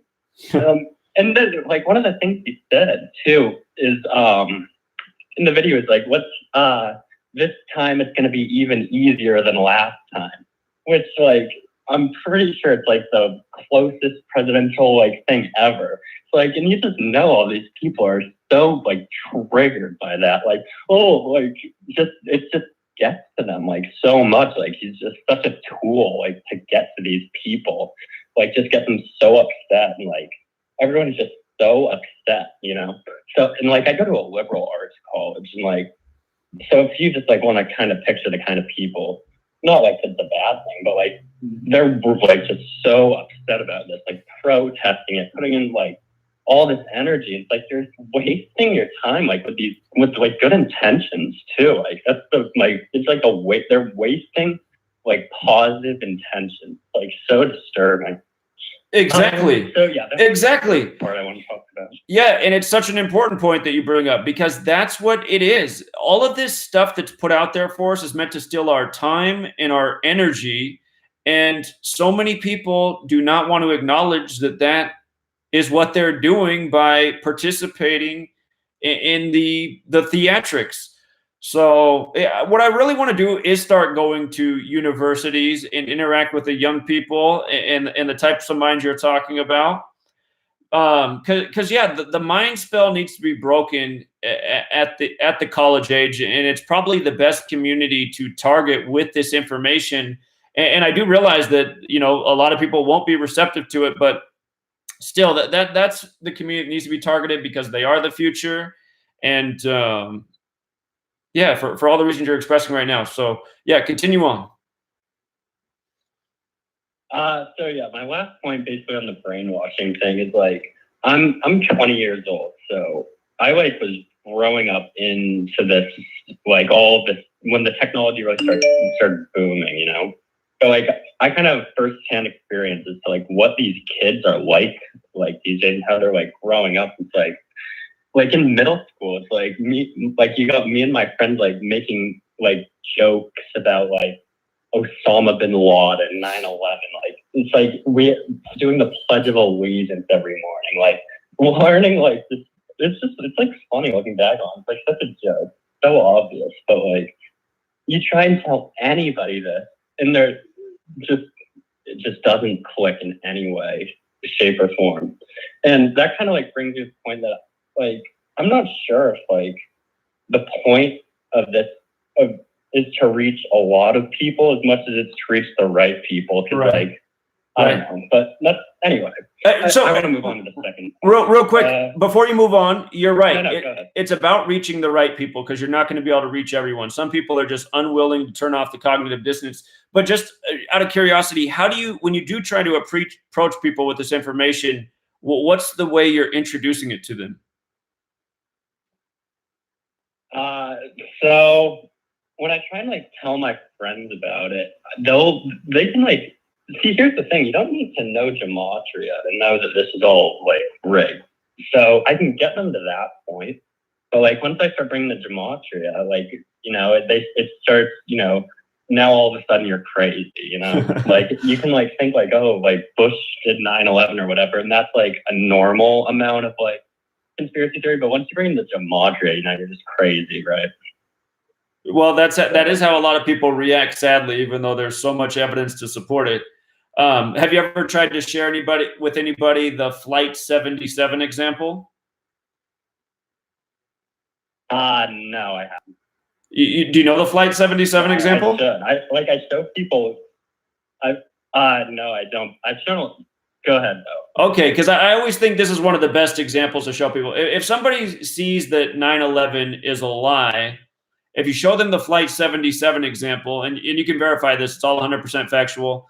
The 9/11 Commission report says that Flight 77 took off at 8:20 and crashed at 9:37, which is 77 minutes later. And then if you look it up, the Pentagon, and don't do a Google search for how tall the Pentagon is anymore because they changed it earlier this year. But the Pentagon is 77 feet tall, and construction began on the Pentagon September 11th, 1941. So the Pentagon's 77 feet tall. It's on the 77th meridian, known as the American Meridian, the coordinates of Washington, D.C. It was Flight 77 that hit it, supposedly 77 minutes after taking off.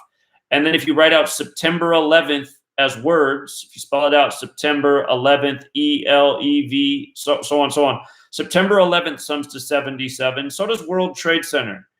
And there's more to it, but if you just look at all the 77s, even without the gematria, it's like, that is really interesting, especially since Pentagon construction began on September 11th in 41. But then you show the gematria piece and you're like, wait a minute, that cannot be a coincidence. And there's just so much more to build on that with the gematria 9/11.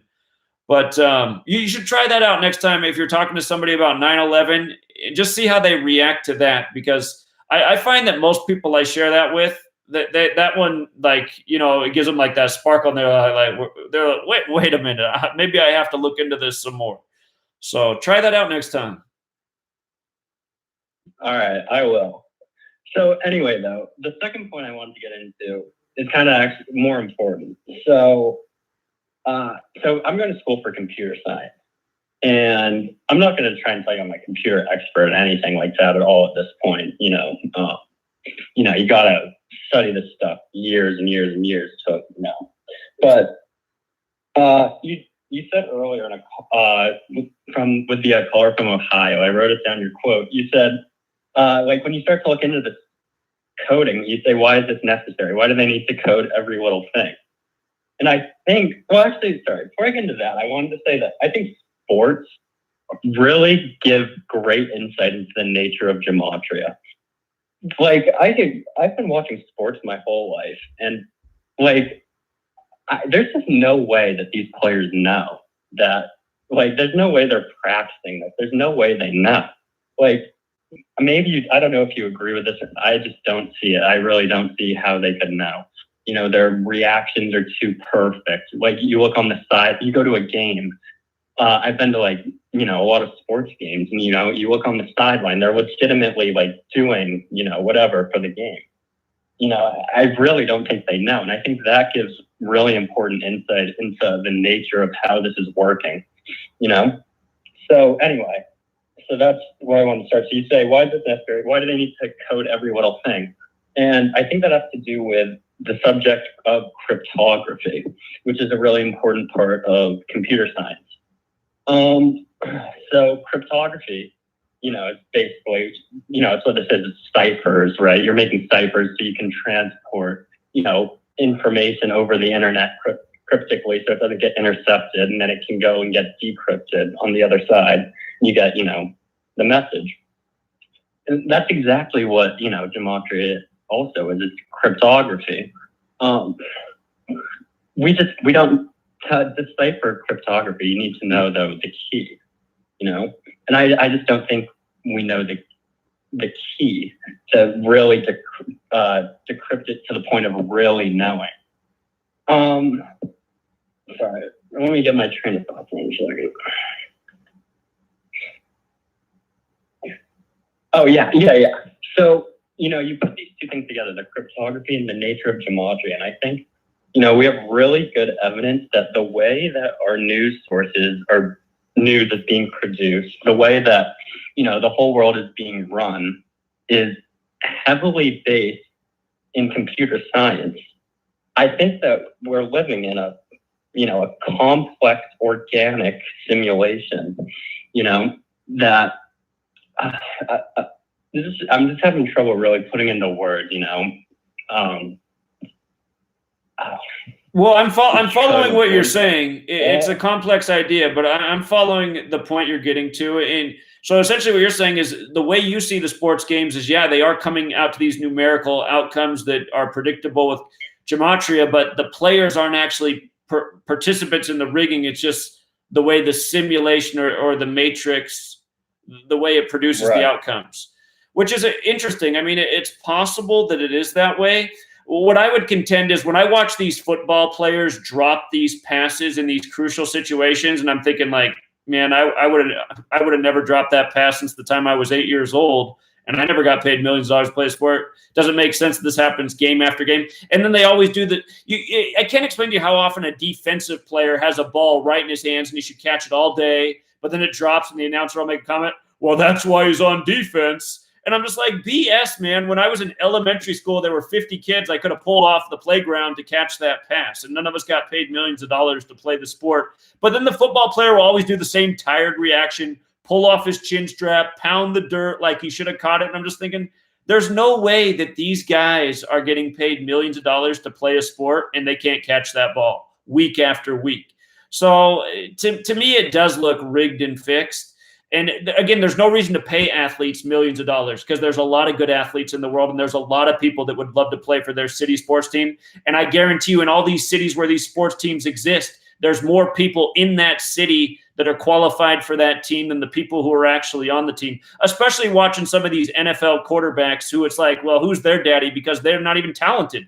I mean, so yeah, I have a different take on the sports thing being an athletic person. I can throw a football play.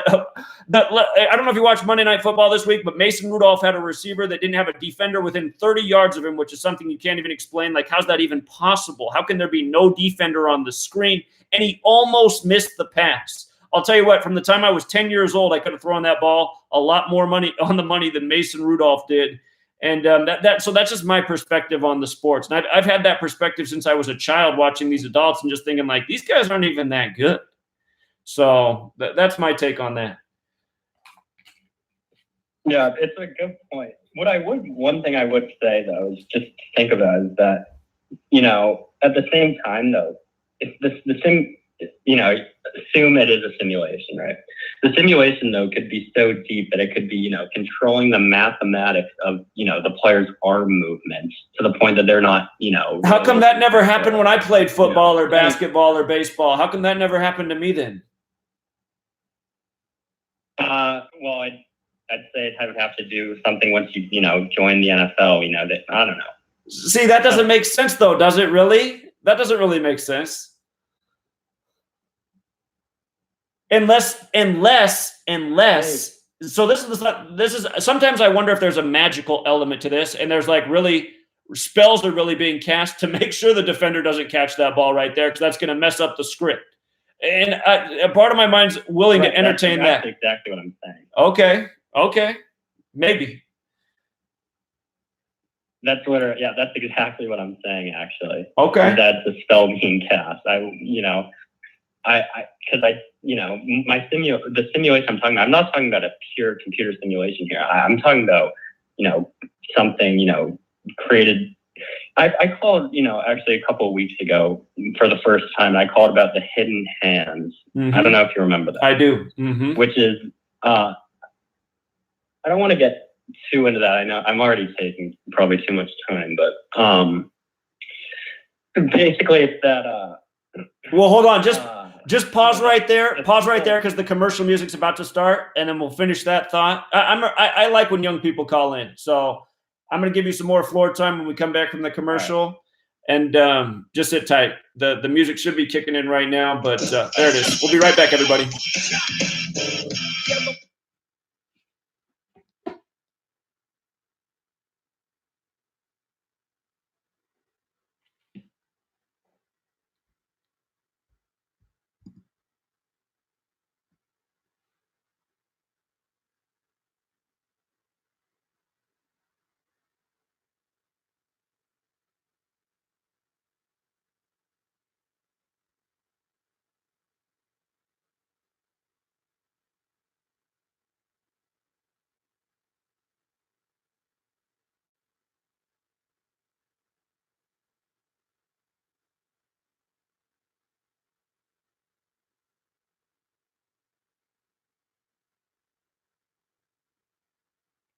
With Josh Corey, The Kev Baker Show, and dozens more. Did you know you can listen from any telephone by dialing 641-793-7117?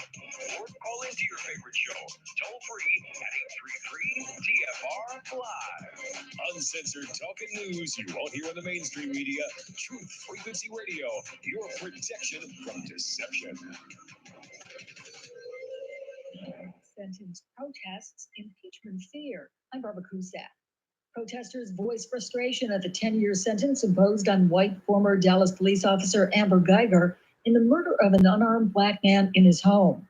Correspondent Clayton Neville says Geiger claims she shot Botham Jean after mistaking his apartment for her own.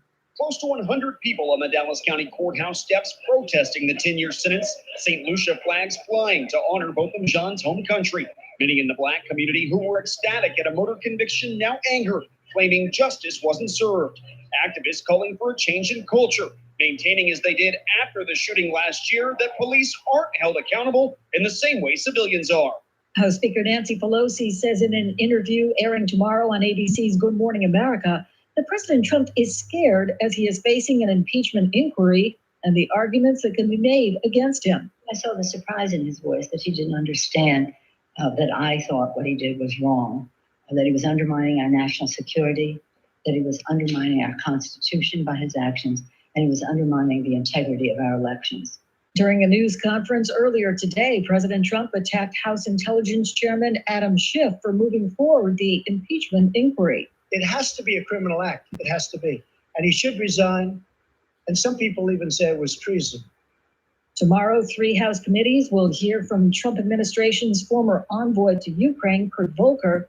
Those meetings will be behind closed doors.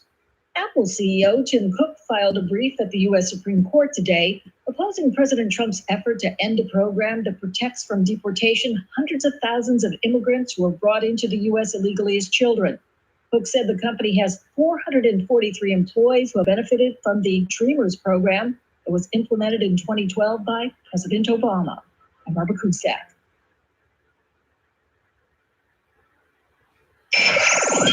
Wherever you are, make it TFR. Frequency Radio.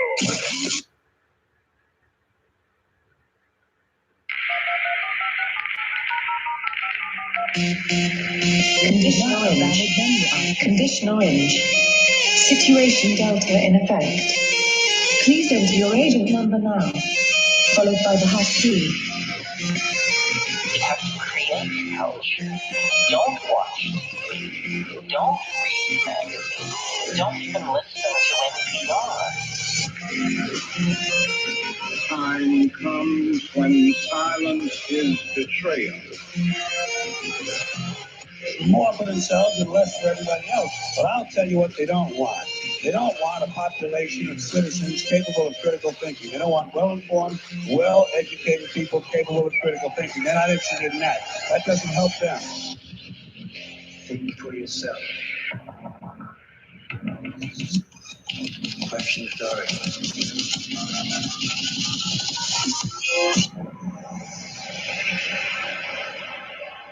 This code has been compromised.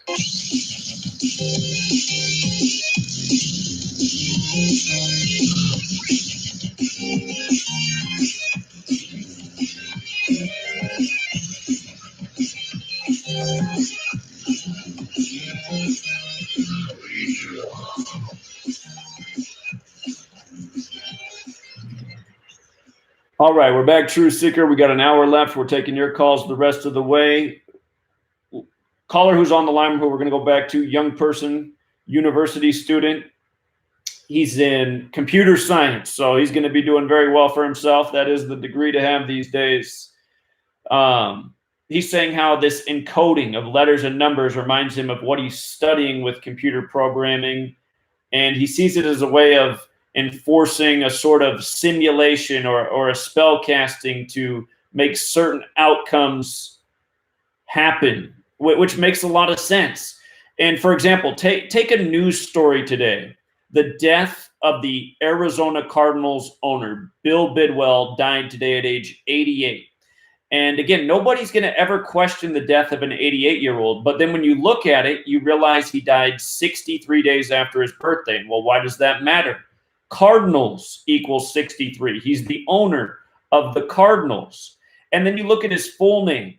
His full name sums to 115. Well, what's going on right now in the world of sports? The postseason just got underway for MLB that ends with the 115th World Series. And his family, the Bidwells, they've owned the Cardinals since the days they were in Chicago.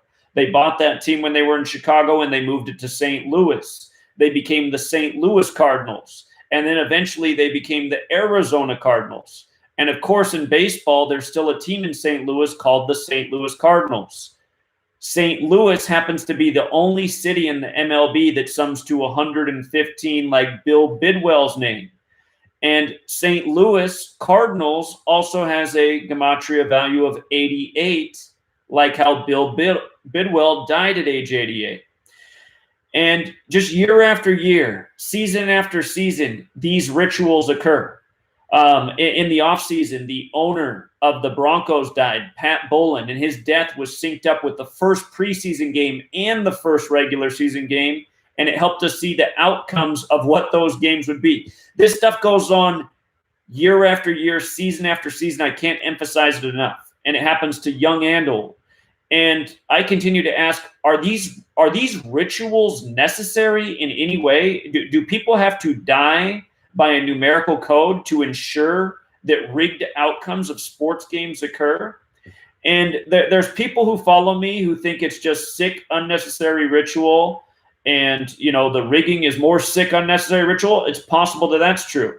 There's other people who think that this is some sort of ritual to build up dark energy, if you will, to cast spells. And the caller who's waiting on hold right now, that's essentially what he's saying he thinks is going on. You know, he's a young, intelligent person. He could be right. He's welcome to have his opinion, just like everybody's welcome to have their opinion. I never, when it comes to just about everything, I try to keep an open mind. You know, I usually lean one way or the other, but my mind still isn't made up on exactly what is going on. You know, last year, you probably recall, we talked about the breaking of Alex Smith's leg on the 322nd day of the year on the 33-year anniversary of Joe Theismann, and just how strange that whole thing was. And we debated. We said, okay, did he fake breaking his leg? Was it the biggest coincidence in the history of the world? Is it magic? Is it video editing? We still don't have the answers. But since from that time up to now, the same stuff continues to go on. Rigged outcomes of games, predictable scores, needlessly deceased young and old players, owners, coaches, athletes. You know, August 11th this year, Steelers wide receiver coach Darryl Drake dies 243 days after his birthday. Why is that? Does that matter? Pittsburgh Steelers equals 243. He was the receivers coach for the Steelers. He died 243 days after his birthday. The name Darryl Drake equals 54. This is the year of Super Bowl 54. Rambo, just days before that death, called in and connected the numbers 243 and 54. Or maybe it was Bobby. Shout out to both of you. But somebody pointed out how Venus equals 54 and how one day on Venus is 243 days on Earth. You know, the next thing we know, we're observing the death of Darryl Drake, whose name's 54, 243 days after his birthday, on August 11th, this fateful day, 118, where death and homicide equal 118. And, you know, it just goes on and on and on. This past Friday on the Jesuit order's birthday, before the game was played, we put out a video. Anyone could have watched it. We talked about why the Nationals were going to win. I put it out there for free for everybody. The Nationals manager, it was his 322nd game, 3-2-2. He was on 149 career losses. Obviously, he was going to stay on the 149 losses in his 322nd game because 3-2-2 is the number of skull and bones. And when you write out skull and bones as words, it sums to 149. And again, these numbers come together often. We've talked about it many times over the years, 3-2-2, 149. And what happened in this game? In this 322nd game, staying on 149 losses, the Washington Nationals were playing the Cleveland Indians. And right away when I thought about that, I said, wait a minute, Prescott Bush, who was in Skull and Bones, who was a powerful man in Washington, D.C., he reportedly stole Geronimo's skull. So I had to go look. I had to go look at the death of Geronimo. And I saw that Geronimo died on the 48th day of the year. And I was like, okay, that's interesting because the Nationals are going for their 48th home win today on a 48-date numerology against the Cleveland Indians. and Cleveland equals 48. And then I was like, well, wait a minute. Let's measure from Geronimo's death anniversary to the day of this game where this ritual is going down. And I go, oh my goodness, it's 223 days from the death of Geronimo until this game against the Cleveland Indians. 223 is the 48th prime number. Again, Cleveland equals 48. The game was played September 27th, which was a date with 48 numerology. And the Nationals went on to get their 48th home win. And when you think about that, that means that the entire baseball season had to be just perfect so that that scenario could play out, so that Dave Martinez could stay on 149 career losses in his 322nd game, so the Nationals could get their 48th home win over Cleveland, so that it could be mapped out perfectly by the date numerology and the anniversary of Geronimo's death. And, you know, throughout the season, we mapped out numerous tributes to George Herbert Walker Bush, who was a member of Yale Skull and Bones. You know, on April 20th, you can go back and look at the box score, April 20th, 2019, we saw that if the Rangers upset the Astros, and this was a big payout type of game, we saw that if the Rangers upset the Astros, and remember, the Bush family used to run the Texas Rangers, and Bush just died in Houston, Texas, where the Astros were. We saw that if the Rangers won that game, they would be 11-8 for the season, and they would be 9-4 at home. And I said, wait a minute, George Herbert Walker Bush equals 118, and 9-4, he just died at age 94. And do you know what the score of the game was after the Rangers won? It was 9-4. This stuff goes on night after night. You know, on September 11th, what happened this year? Headlines: Mets score 9 runs on 11 hits on 9/11. You know, season after season. So are these rigged outcomes, or is this some sort of, like the caller's saying, some sort of simulation, some sort of Kabbalah spell casting that makes predetermined outcomes happen the way they're intended by the creator, if you will? And maybe not the creator of the world like you would think this way, but the creator, like the person who's helping design the matrix, like a computer programmer. Because see, you have to understand, the man who's calling in right now, he's a computer programmer. So he designs a program so that it arrives at a desired output. So whatever he designs, he knows the way that's going to finish. And that's the perspective he's coming from. So I'm rambling for a while again. I want to make this point, but let me go back to the caller so he can finish his thought.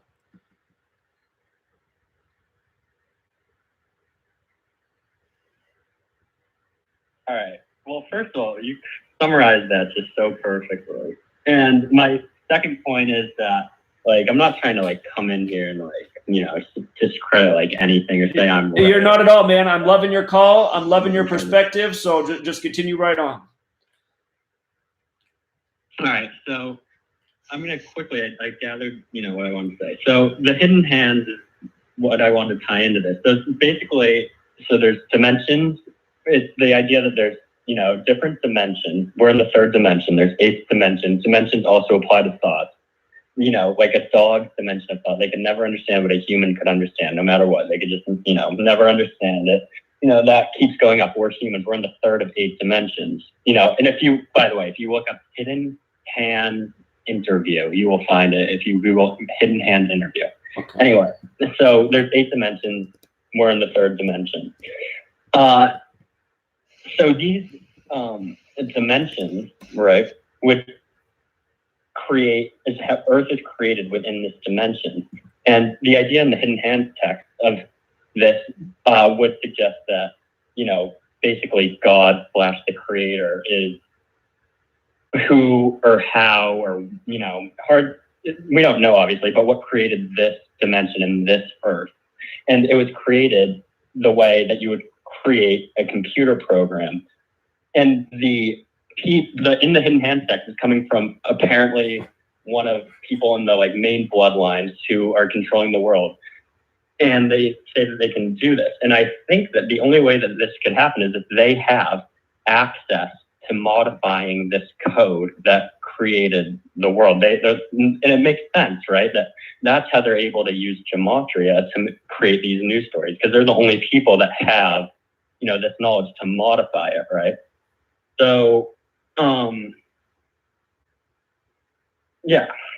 So the spell casting makes perfect, or to me, it makes sense if you think about it in that way, that they can then edit. They can go in, if you're making a computer program, I don't want to get into this, but you could have, classes of, you have a class of humans. Within that class, there's all different kinds of humans. You can go in and edit that, instance of a human, in a football game and say that cast and change what's going to happen. Like that's how I would say they're casting the spell, is because they have access to this computer-like program, right?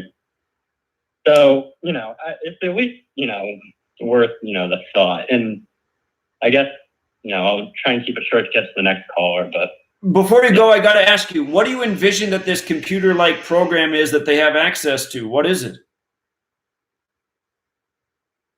What is it? That's a really big question, I guess. And I don't think we can know. Like, I don't think they have like some magic, computer, right? I don't think they're like sitting at some computer. I don't know. I don't know either. Really know. I don't know either. I was thinking maybe you had something in your mind. I was just curious, but that's a fair answer because I don't know either. So, all right, friend, I really appreciate it. You call us back. Keep up the good work. Great call. Thank you so much.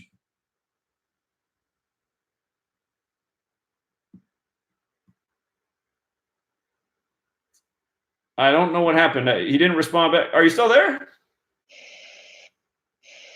Well, must be a glitch in the matrix. Friend, thank you again for the call. I don't know if it cut you off there at the end, but I really do appreciate it. Love when the young people call in. Let's go out to Cleveland, Ohio.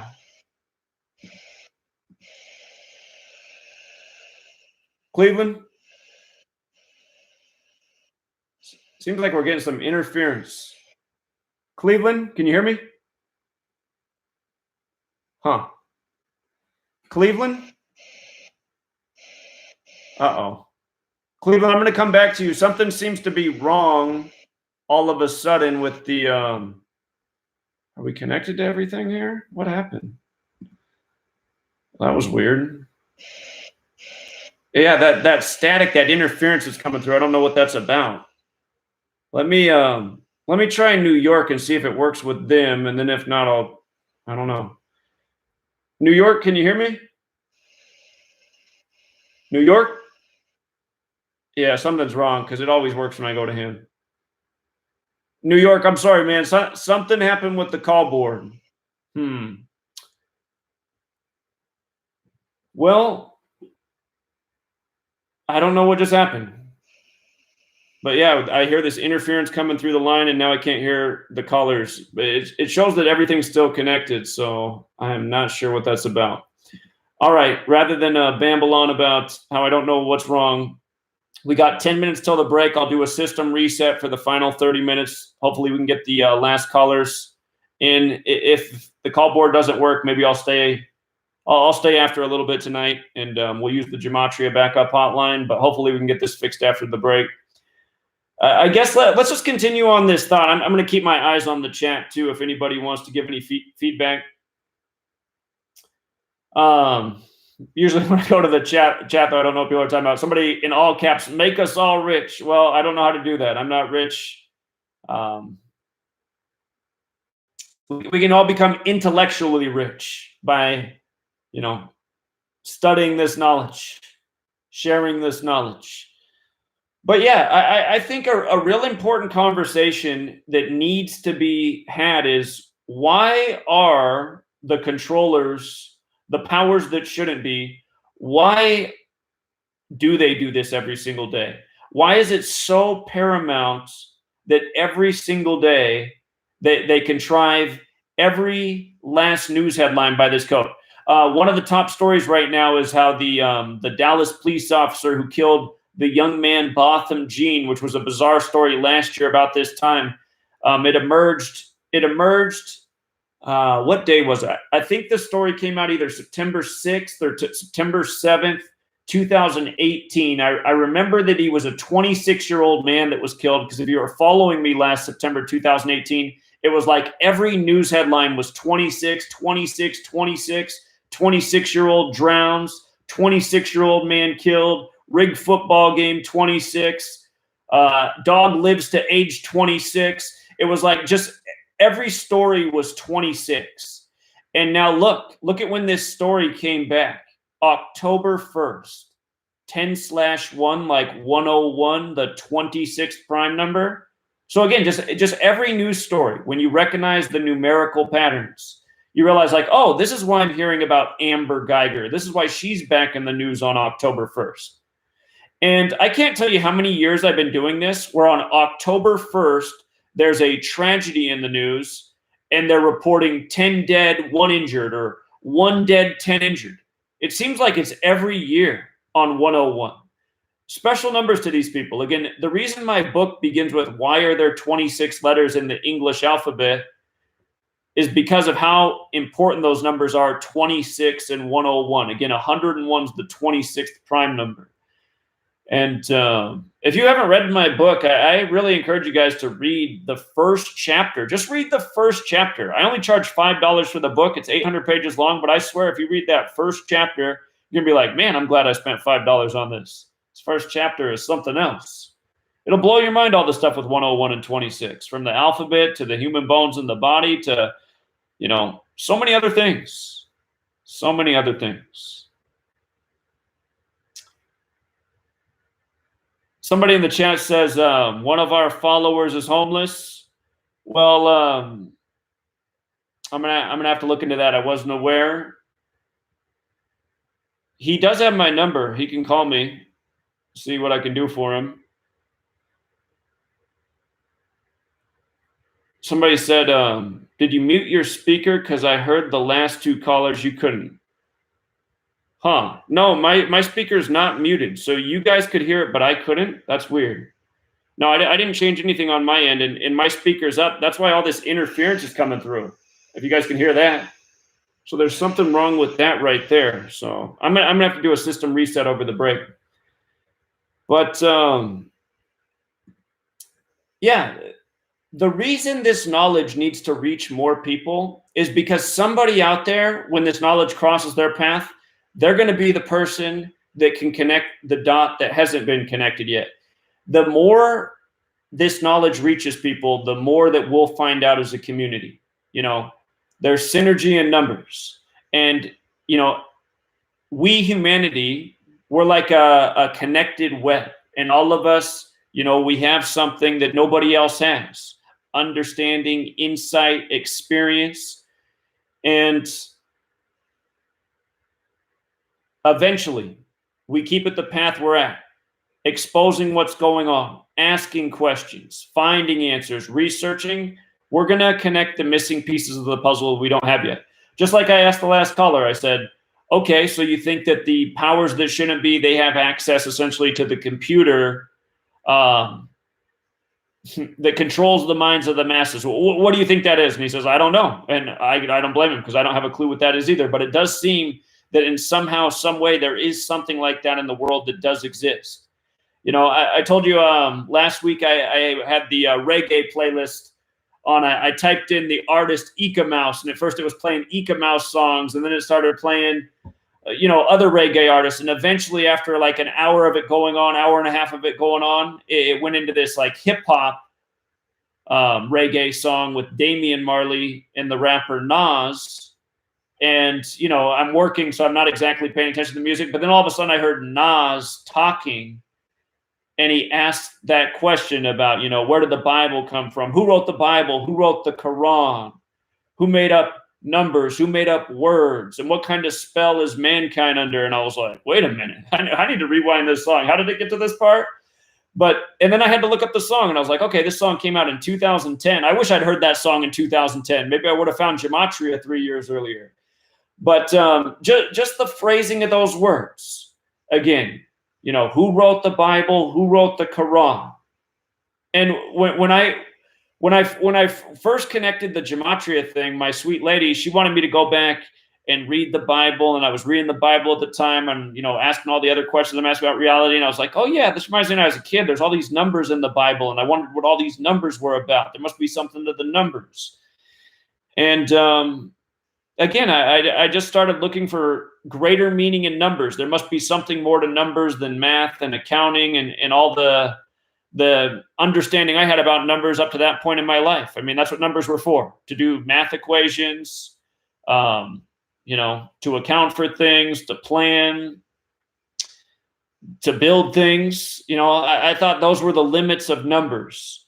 But then I thought, well, maybe there's something else to numbers that I just don't know about. And by asking that question, that's where I found the word that I didn't know how to pronounce and mispronounced for many years, gematria or gematria. And ever since I found it, it's just been such a fascination to me, obviously, as you know, because I've been at it for over 6 years straight now. But, you know, even after 6 years straight, I still have as many questions as I have answers. And, you know, 6 years, it really isn't all that long of a time in the way it's a blink of an eye. And that's the way it's felt. It's hard to believe that I've been at this for over 6 years now. And again, my whole push and motivation has been to get it out there to more people so that, you know, eventually it will find its way into the hands of the right person who can help fill in the missing dots. And that's what it's done all this time, because as a community, more people found this work, more people have contributed, more people have made great observations, more people have shared, and the work's gone further and further. And that needs to continue.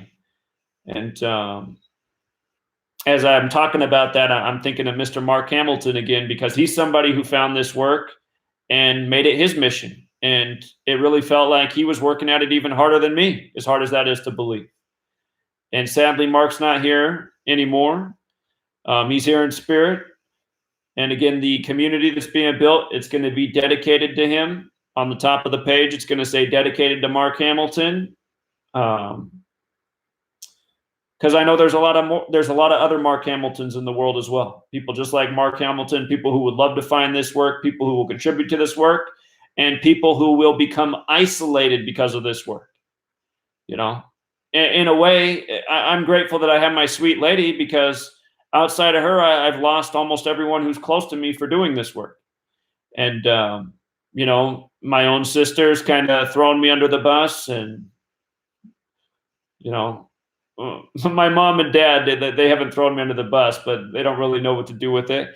So, you know, those of us who care about the truth in this work, we need friends, we need relationships. We got to continue to build this.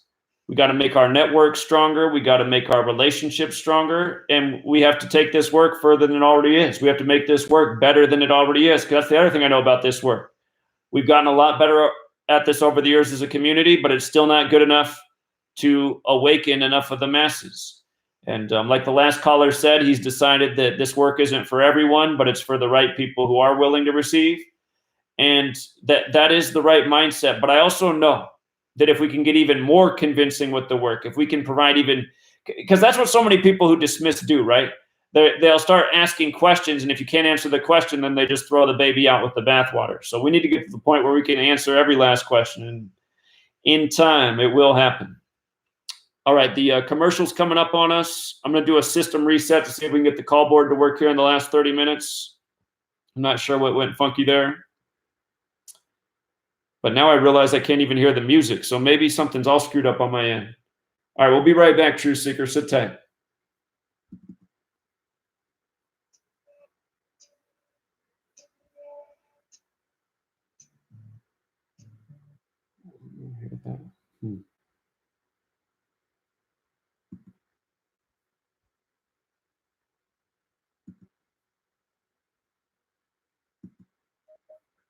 The non-psychoactive components of the hemp plant. That's why more and more people use CBD, report relief from inflammation, balanced blood sugar and cardiovascular system, relief from tensions, tremors, migraines, headaches, anxiety, depression, and the list goes on. The big question is, where do you get it? BioLife is a 99% pure CBD oil made with all organic ingredients, and it's available to TFR listeners worldwide. If you use coupon code TFR at checkout, you'll get $5 towards your order. Head on over to ialife.com now. That's AYA life.com.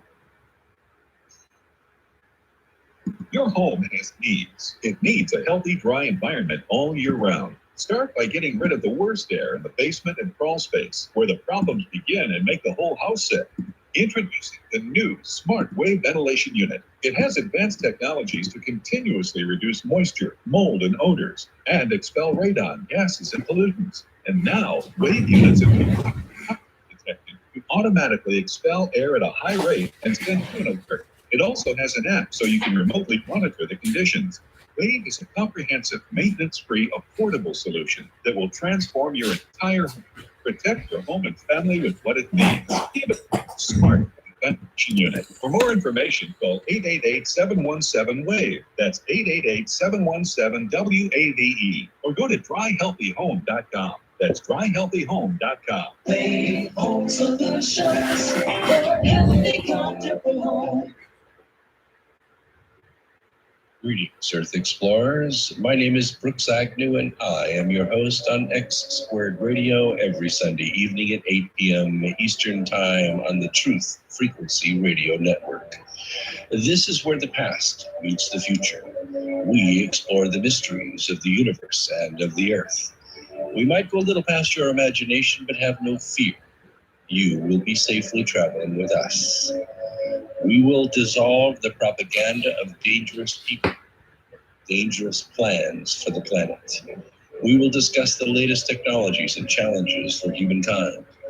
We will discover the safest place for you to stand when the thinkings and doings of mankind come flying apart, and how you can be one of the people that helps put it back together. Join us.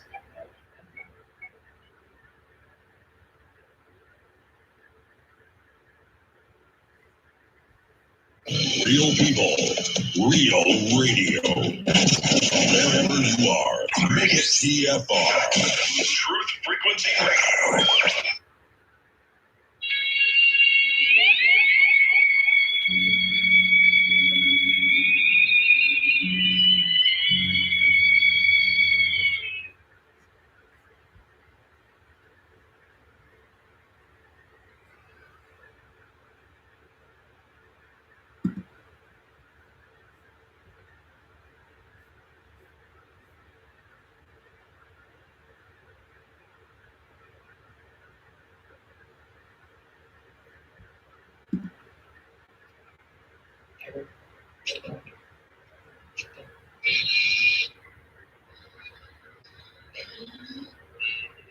All right, we're back, Truth Seeker. Gonna see if I can get the call board to work here, but just before we do that, just want to let you know that the American League wild card game just ended. We talked about this one a lot today on Patreon. The Rays won 5-1, and 51 was a number we talked about a lot because the winner of this game goes on to play the Houston Astros, and Houston Astros equals 51, like 5-1.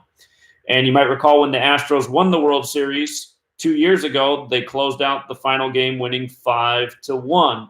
And you might recall that year, long before the World Series was set, long before the playoffs started, we said that the Astros would be winning the World Series because it was synced up with the flooding of Houston, with Hurricane and Tropical Storm Harvey.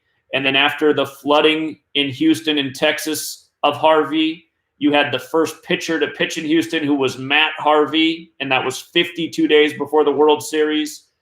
And flood equals 52, and hurricane equals 52. If you go back to the Astros' first game of this season, they beat the Tampa Bay Rays, the team that won tonight, 5-1. The Tampa Bay Rays are the 5 seed, and they're going to play the 1 seed Houston Astros, 5-1. You see, the 5 seed is going to play the 1 seed. The first game of this season that the Astros played and won was over the Tampa Bay Rays on March 28th, and they won with a score of, can you guess what the score was? Do you think the score was 5-1? Because it was. It was 5-1. And the creepy thing is that game was 118 days after the death of George Herbert Walker Bush. And remember, George Herbert Walker Bush equals 118. He was the 41st president. When you write out 41 as a word, it equals 118. When you write out ossuary, it equals 118. Skull and Bones gets their imagery from an ossuary. It's a way to bury the dead. You put the bones of a human being who's decomposed in a box, and you finish it with the thigh bones, which you cross like an X, and then you put the skull on top. Thigh bones are the biggest bones in the body. So there's a gentleman out in California who I think bet his buddy $100 tonight that the Rays would beat Oakland because his buddy thought there was no way Oakland could lose. Also tonight, the Rays picked up their 97th win of the season. Athletics equals 97. Oakland Athletics equals 97. The Athletics lost their first game of the season to the Mariners. Mariners equals 97. They lost by a score of 9-7. The Athletics finished the regular season with 97 wins. And just realize this stuff goes on day after day after day in the world of sports. So, you know, there is a debate. Is it scripted or is it something else that's making these very repetitive outcomes with the same numbers night after night manifest? Because, I mean, anyone who listened to our Patreon today, we were talking about 51 in the Tampa Bay Rays and the Houston Astros for over an hour. And then here it is, you know, 10 hours later, and the game's over and the score's 5-1. So let's see if the call board works. I sure hope it does. Let's go out to Cleveland, and hopefully I can hear Cleveland. Cleveland, can you hear me?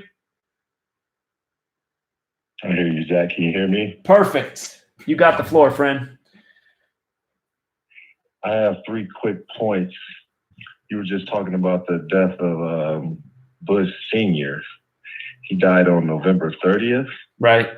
If you search for November 30th on the 13-moon calendar, it falls under the 5th moon and the 16th day. So 5/16 is November 30th. Now, what's interesting about that is, as of 5/16, or the 5th moon and the 16th day, there are 8 moons and 12 days remaining. 8/12. If you go to the 8th moon and the 12th day, just so happens that day is February 18th, which is the 49th day of the year, the reflection of the number of the age that he died at. So amazing. That just really came to my mind as I heard you speaking that. But I wanted to speak on the number 113 that we were talking about tonight as well. On the 13-moon calendar, if you go to the 11th month and the 3rd day, that day on the Gregorian side is May 4th, 5/4. And we're in the year Super Bowl 54. So I think whichever team has the biggest 1-1-3 connection will actually be the team that takes it all. You know, the 11th moon and the 3rd day is May 4th, 5/4. And one more thing, I'll drop it out, take it off. I remember I think it was last week's episode, we were talking about the Jesuit order's birthday, you know, how it's September 27th, 9/27, and how there's 95 days remaining in the year. And you mentioned the connection, or what is the connection between the numbers 95 and 666. Right. And I believe that connection lies in weight, because the day September 27th can be written 27/9. 279 pounds is precisely 126.666 kilograms. So I think that's the connection you were looking for right there. That's pretty much all I got for tonight. Brilliant observations as always. Love it, friend. Thank you.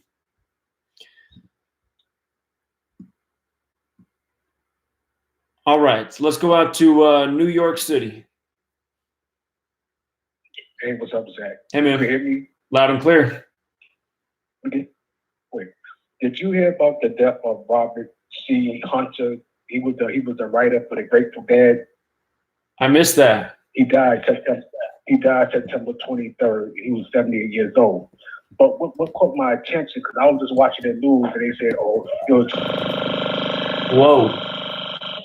Whoa. And he was part of this. Hold on, something crazy just happened. Go back to Robert C. Hunter and what happened, because we got some sound effect. I don't know how that happened.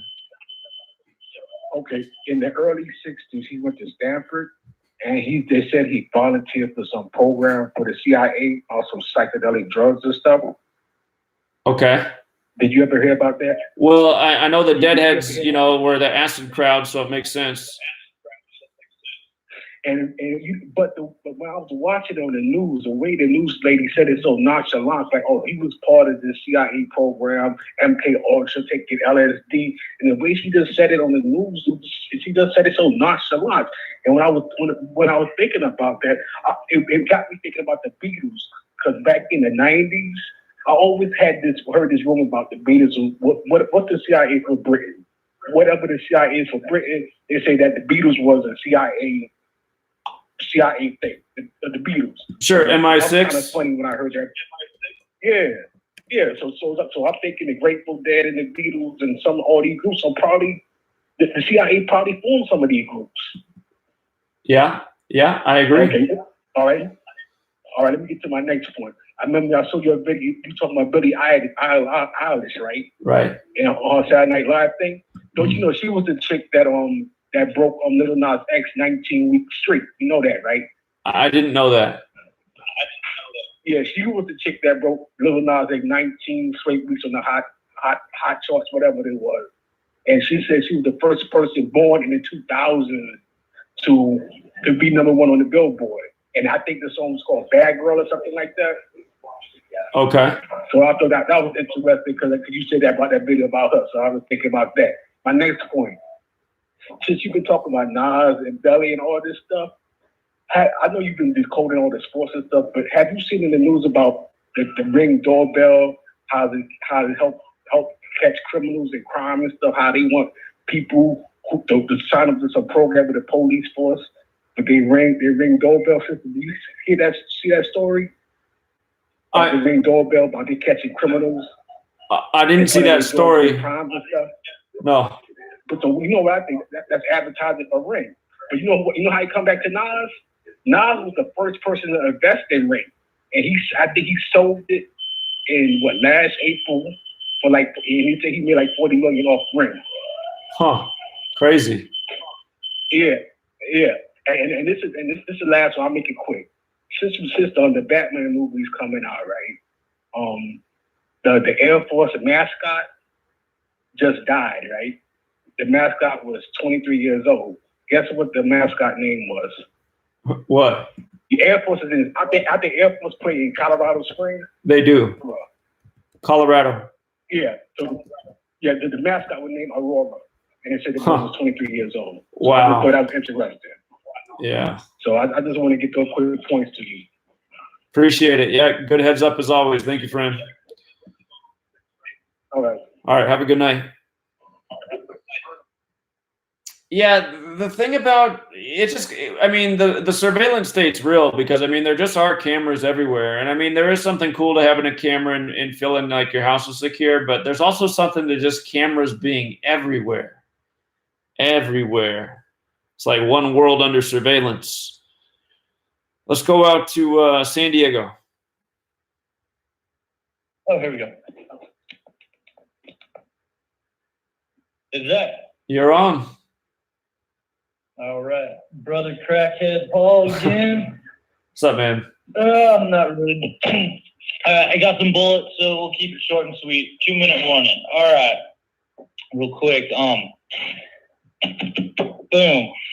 All right. What do I have first? Trump, 9/11, 2 days later. Okay. Have you seen the Trump when he was on 9/11 when he talked about how there must have been something else, how it just, the buildings could withstand the planes, and then like 2 days later, the whole, he says is the heat of the fuel and all that stuff. I did, yeah, and then later he retracted his statement. Right, so like, he obviously talked with Larry or whoever, so there's just one thought, if like somebody can put a video together of that one, so basically if we can get that to have Trump, address that the first day and then the 2 days later, and then basically whatever he says, then it'd be followed up with like that University of Alaska guy that just came out with that, and then also the Christopher Gioia, that fire commissioner, and firefighters for 9/11 Truth. So he'd have to address that too, So that's just one thought. Yeah, and I was hoping we could, if I got on earlier, I just wanted to know if anybody had any firefighters, police, or military people they'd shown that video to. It was called People Lie, Facts Don't. So here's something I came across the other day. Have you heard of David Goldberg? I don't know who that is, but there's it's on Friends of David Goldberg channel, and it says, warning, final words of David Goldberg. And they're talking about Project Zephyr, and basically, like, I guess that's supposedly where they're going to do the power shutoff kind of deal and start swooping people that are, they whatever consider a threat, in the cloak of darkness and kind of deal. So, like, that kind of leads me to just, that's what I was talking about the other day about cameras and stuff, is like, we basically can use everything that the powers that shouldn't be have as well for good. So, like cops have lapel cams and all that stuff. And it's like, yeah, if we could just start implementing more cams for good, like anything that we should have cams for, like on all the prisons, I think we should have cams inside the prisons and stuff like that. Like that would help, their human rights, or even in war. You know what I mean? Obviously, like the guys that are the generals that are calling this and that, they don't want, or the cops, they don't want to have cameras like showing to the criminals or whoever, the terrorists or enemy, like where they are or whatever.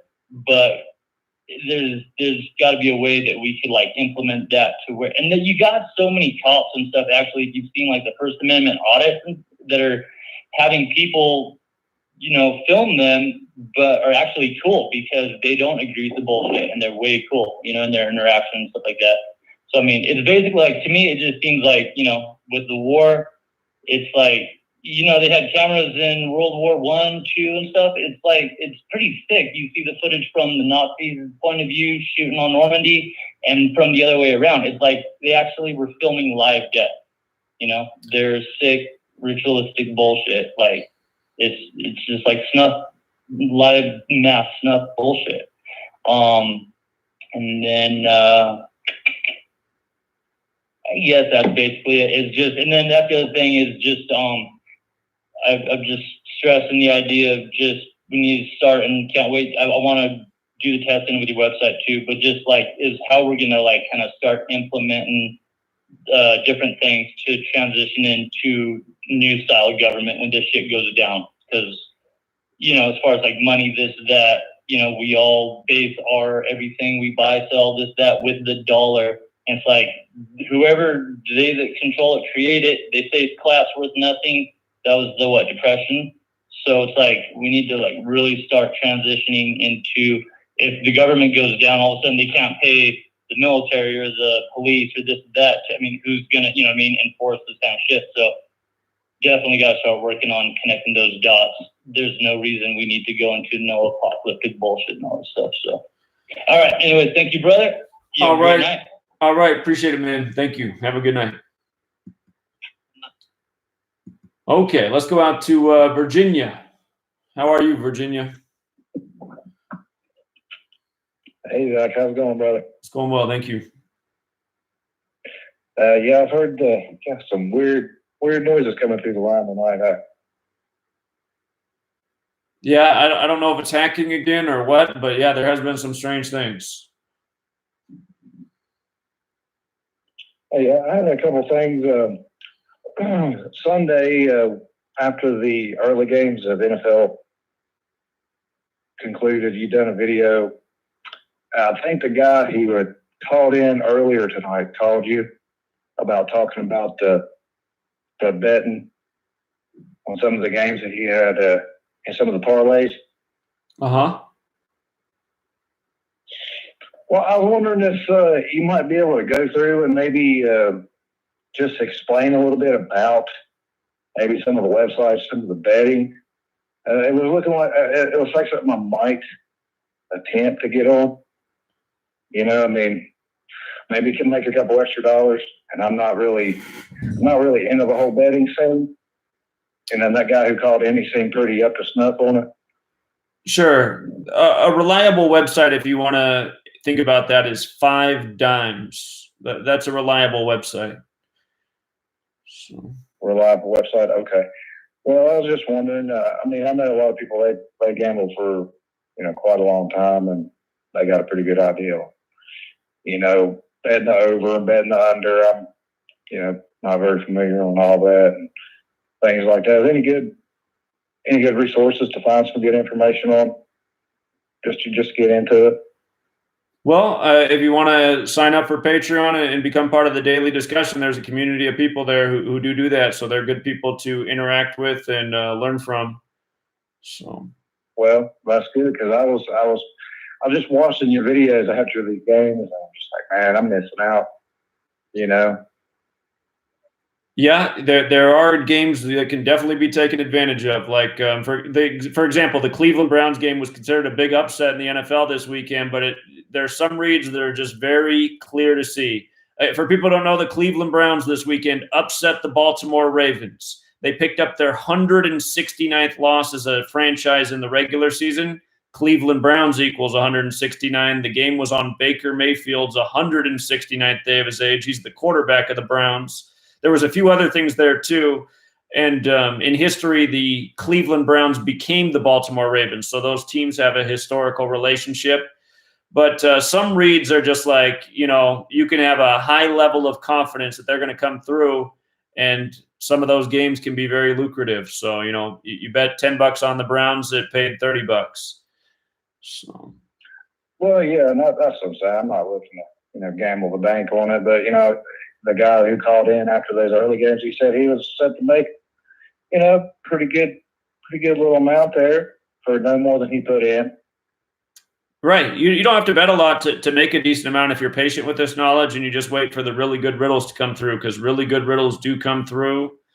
And so, yeah, I'm like you. You don't have to get. Yeah, I'm like you. I'm not real big on gambling either, but there is something to be taken advantage of. So, yeah. All right. Well, that's what I was wondering about. I was also wondering if have you ever done any looking into the myth or whatever you want to call it, the Curse of Oak Island, anything like that?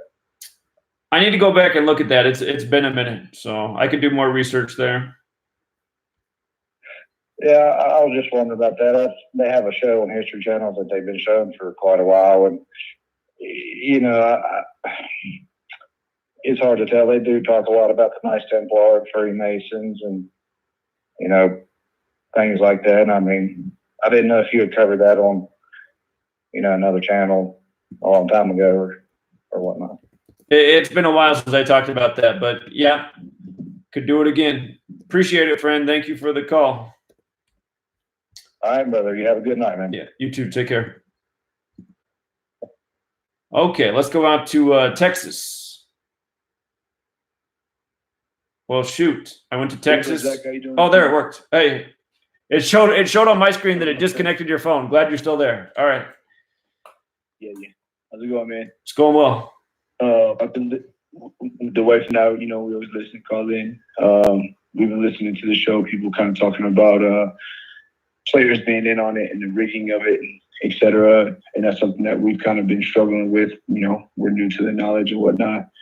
A few theories that we have, another friend of mine who's also on the knowledge, me and him, we both kind of agree that there's about 13 families that run, everything behind the scenes.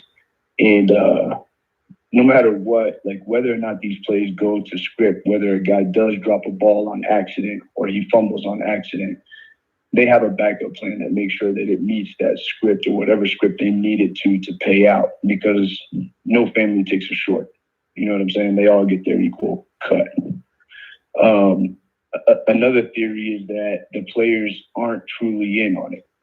They really don't know. And that maybe you have one or two key players, right? But if you really think about it, if you have the coaches and the refs completely in on it, They're the ones who are setting the game script because they call the plays, and then they call the penalties. They call the plays back. They call plays forward. So you take them into account. Now, one coach has a certain game plan, the other coach has a different one. We assume that on those headsets, they're talking to their own coaching staff. They could be communicating with each other, or they could have specific play sets drawn up to where the offensive coach has a great offensive play drawn up, and the defensive coach is supposed to call a bad defensive play against that. And then boom, that opens up a large play for the specific yardage needed, et cetera, et cetera. That's another theory. The third, if you really think about it, as far as the box score goes, besides the actual game score, because we watch and count touchdowns, nobody really counts the yardage that these guys actually rack up, right? So the media, whatever they report, and we know that the media reports numbers according to what they want as far as lining up alignments, dates, numerologies, etc. They can report anything they want, and the average person out here is not following that. I know I don't, and I'm a huge fan of sports, but I could not tell you exactly what X running back carried for that game. We just don't know. Sure. But what the media reports is what we accept. Right. You know what I mean? Mm-hmm. So there's a lot of manipulation that can be played into there, and I don't know. People make mistakes. There's definitely guys that fumble. I watching it this year, you see fumble plays where it's really hard to say like a guy was supposed to fumble that ball, where a guy sticks his hand in there and punches it out. You know what I mean? And you're talking about a bang bang play. These guys are playing at crazy speeds. I don't know. It's questionable. I can see now. Obviously, you have the quarterback who has a microphone or an earpiece in his helmet, and then you have the middle linebacker who has an earpiece in his helmet. I mean, these are two key players on either side of the ball, right? And they tell us, well, we can't communicate to them after 15 seconds. And think about that, though, too. Think about that, because that's a point I've made. I've said, okay, so they tell you some guys have mics in their helmet, but how do you know all of them don't? Exactly. But even if they all don't, those are two key players that do. You know what I mean? Right. The middle linebacker, he sets the defense, and the quarterback is obviously he's setting the offense. So whatever he's getting told to do at whatever time, you know what I mean, could play into it. So it's I don't know. It's kind of hard to figure out unless you know somebody that actually has experienced it or done it, and that will open up to you as to how it really goes. You'll never know. But personally, I don't know any NFL players that I've talked to or been able to, actually talk to and say, hey, is this really legitimately rigged to the point where you guys are in on it? But again, these guys are the top at their profession too. And we know that, actors who act in movies and TV shows, they get paid the big bucks to make us believe that we are watching or that we are involved in what we are watching. Right. Indeed. Yeah. Well said, friend. I mean? There's a reason. Absolutely. So, we just wanted to touch on that, and we'll let the next caller get in. Well, we ran out of show, but I do appreciate it. You two have a great night. Appreciate your calls. You guys are a great part of the community. Take care, sir. All right, take care.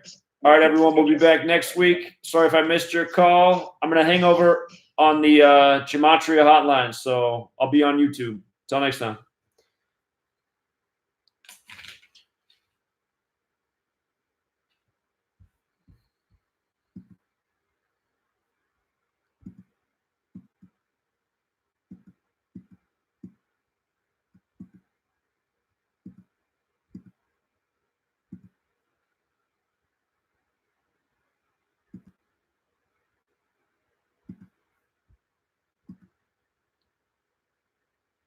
All right, I'm going to stay on for a little bit longer. There were a lot of people on hold who I didn't get to. If those people are watching on YouTube. So again, this is about like the honor rule.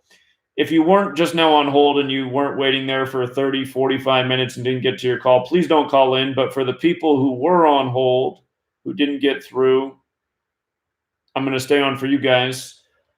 The number to call, it's a different number now. And I should probably edit it so that the number's in the, how do I do that? There's got to be a way to edit it. Anyway, the number to call in if you want to phone in right now is 509-731-0567. So that's the new number. The other number for the shows for TFR, but I'm not on TFR anymore, so we're just staying on a little bit extra. Caller? Hello? Yeah, you're on. Oh, cool. Christopher's my name. I'm calling you from Melbourne, Australia. Oh, wow, okay. Cool. I was on hold before, but that's all right. No, I like your show. And I've got one question for you and just one point, just so you can see how this affects even other countries' results and other countries' sporting results, etc. I firstly encountered your work in July of this year, and down here in Australia, our major sporting competition is called the Australian Football League, the AFL. It's Aussie rules football as we play it. And looking at all of the stuff you've done there, I thought, I'll try this gematria here and see if it's the same thing. And to my surprise, it's 100% accurate. Now, how accurate is this will freak you out. Because this year, the premiership team, as we call it, the champion team, was the Richmond Football Club here in Australia. Just last week, we had the grand final, or the playoffs, the final playoff match for the championship. Now, in 2017, the same team, the Richmond Tigers, won the premiership there. But this is the freaky bit. After 13 rounds in 2017, there were 7 wins and 6 losses. It's a 22-match season. This year, after 13 rounds, there were, again, 7 wins and 6 losses.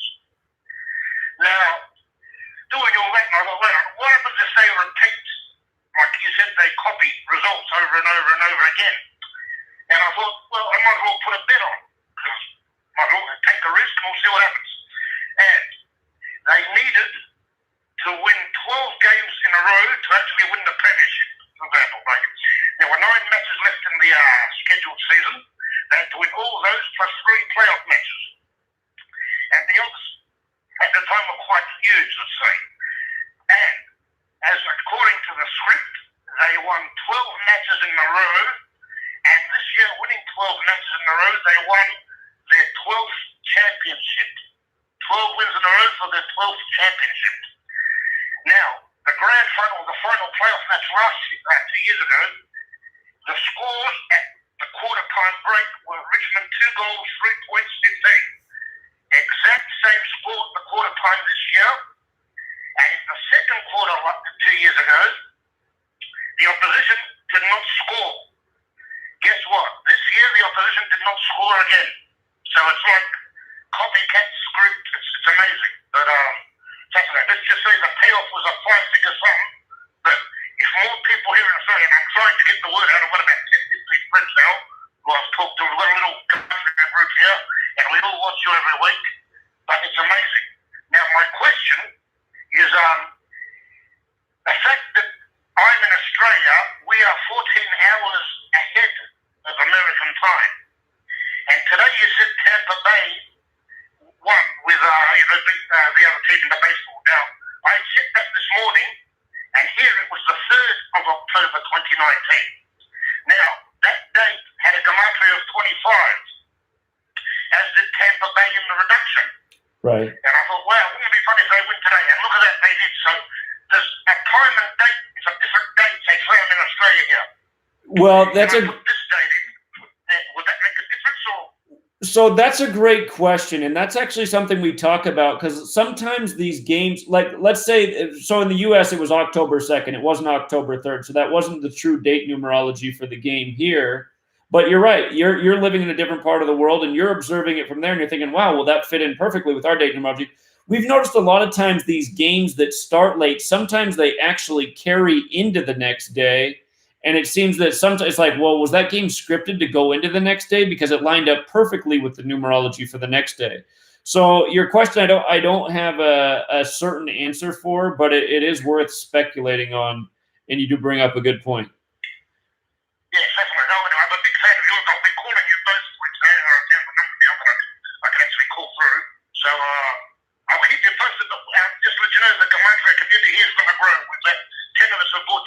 already, and I'm getting more people to invest. And even got to sign up to your Patreon soon too, because it's fascinating. I've just found out about Patreon now. Because Australia, we don't know about this stuff. We just found out now, basically. So. Well, very cool. I'm excited to hear that. So glad you're using the knowledge and waking people up in the land of Australia. Very cool. Thank you so much for your call and for sharing that. No problem, buddy. Thanks very much. Thanks. All right. Take care. People are lucky to live in Australia. I haven't been there, but I just know that's a beautiful place. Great weather. It sure beats Seattle weather. Let's go out to Boston. Hey, what's going on, Zach? Hey. So, I'm not even supposed to really share any of this with you or anyone really, but it's not Masonry that uses gematria. There are some lodges in Masonry that, predominantly white lodges, Jewish lodges that use and practice. However, it's mostly still the Rosicrucian order. I myself, I am a Mason, and I am part of a Rosicrucian order. So, when I tell you that the Rosicrucian order is still actually alive, but it's one of the secret societies. And it's secret to the point where application, there's a 3-month process that you have to go through, and you kind of have to write a resume, an esoteric resume. And within that resume, you have to define the works that you have done and what kind of practices you've done. So there's a lot of Wiccan, there's a lot of Kabbalists, there's a lot of people there. And that's the main order where you focus on Gematria and Kabbalah. And there's a lot of Masons are part of it. There's also a lot of Wiccan, a lot of witches, and a lot of Satanists that are a part of it as well. And many of the people that are part of the order are doctors, lawyers, teachers, bankers. A lot of them are. Now, a lot of people are misled when it comes to the 33rd degree of Masonry, because 33rd degree, you can only be invited. However, in Masonry, a lot of it, after your 3rd degree, you go into these things called houses. Right, you can either go into the Scottish Rite, the York Rite, the Knights Templar, etc., etc. However, you're paying for a membership to get into those lodges, and so when you pay your dues enough times, and when you have other brothers that are part of the 33rd degree as well, that you make into contact, you'll automatically get into that. So they'll never really reveal anything to you into the 33rd degree. However, it's the other deeper appendant bodies in Masonry that use this knowledge. A lot of people think it only goes up to the 33rd degree, but it really goes up to 360 degrees, a full combination, right? A full circle. Everything has to do with circles and dots. Why? Because circles are the representatives of God, being one in completeness. So this is where it's chasing after. So the only way you get involved into those other degrees, like such as Rosicrucianism, is you apply, you continue to pay a membership fee and everything else like that. But those degrees go up to 90 degrees. And then you have other rites like the Memphis Mizraim, which is even more esoteric as well. And that goes all the way up to over 100 degrees. And then you have the Masonic degrees. And then there's a few other bodies, and that in total makes 360 degrees. So I don't want you to think that it's only Masonry that's using this, because very little Masonry has to do with it, but other secret societies within the Masonic organization or appendant Masonic organizations that a lot of Masons aren't really a part of. Of course, and that's what I've always explained, so I think you're just communicating what I've always said. Yeah, because I was looking through the group chat a lot too, and it was saying, a lot of people are open to 33rd degree, it's the highest you can go.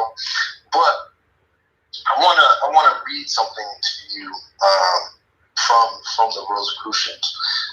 It's kind of like something that you have to do for the application. All right. So it tells you what kind of books you have to read. It tells you have to read this, the Mystical Kabbalah, right, by Dion Fortune. Then you have to read The Essential Golden Dawn by Chick and Tabathia Cirillo. And then there's a whole bunch of other stuff that you have to do.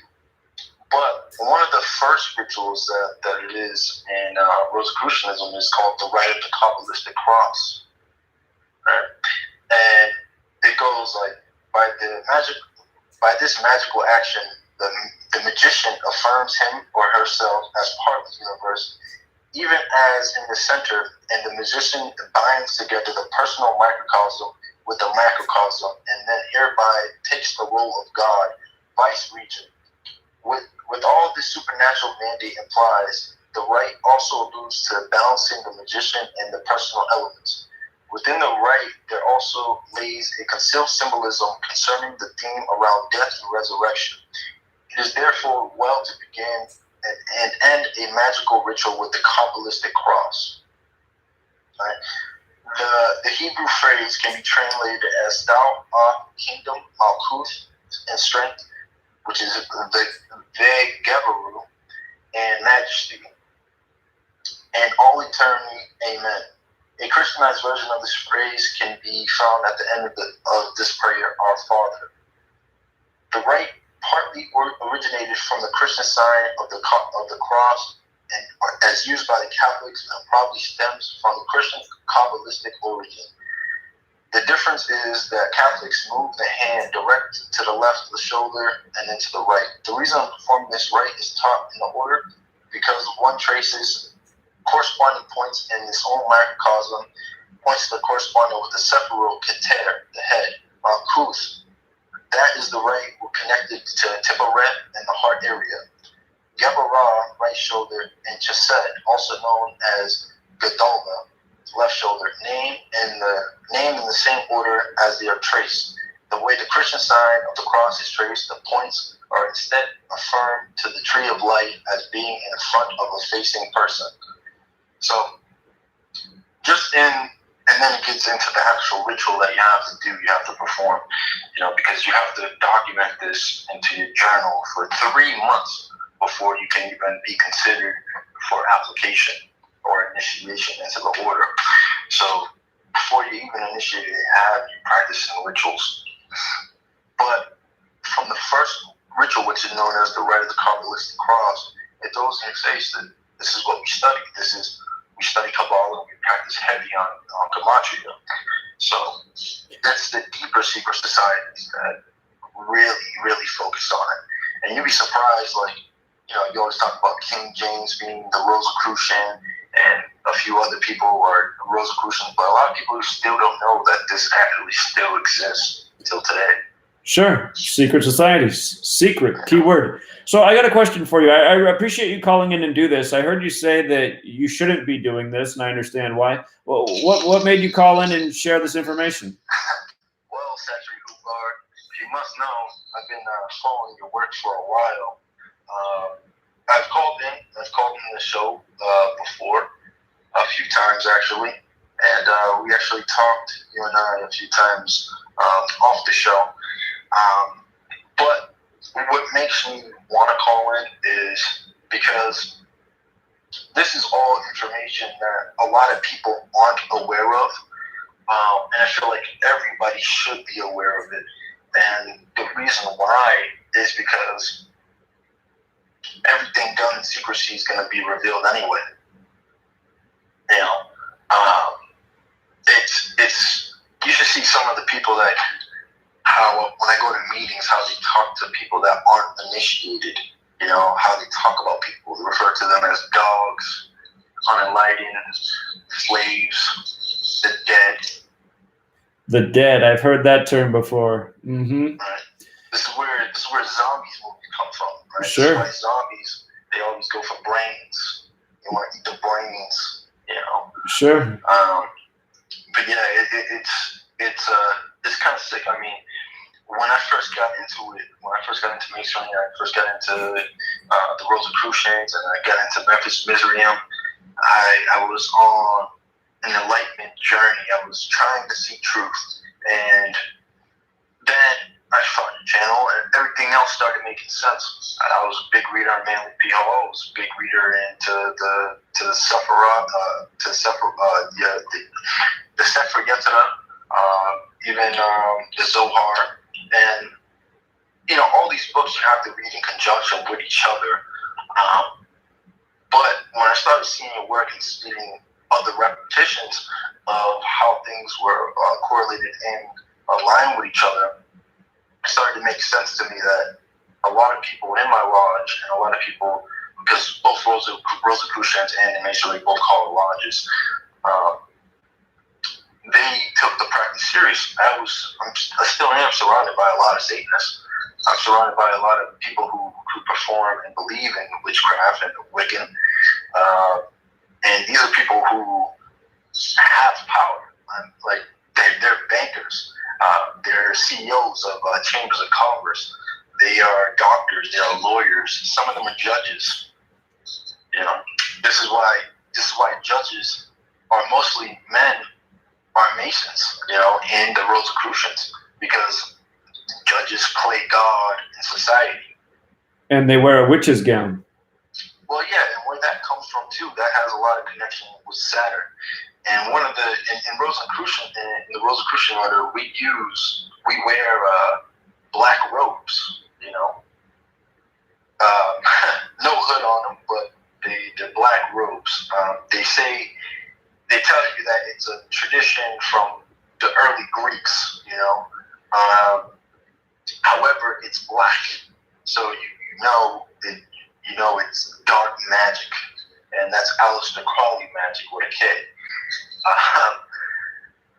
But the reason why they wear the black robe is because of Saturn, right? And as you probably know and probably aware of, that Judaism has a lot to do with Saturn. Saturn is the ruler of Judaism.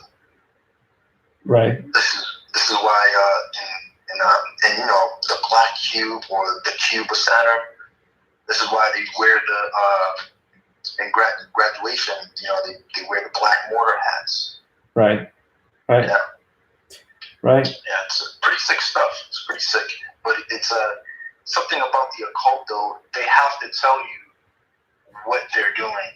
They don't believe in the word deception, right? I'm not deceiving you if I'm showing you what I'm doing. It's your fault if you don't listen or you're not aware of it. Right. Yeah, I understand that. So, two questions I have for you. And you don't have to answer either of them. What do you want out of being a member of these secret societies? That's a good question. So, what do I want being out of these secret societies?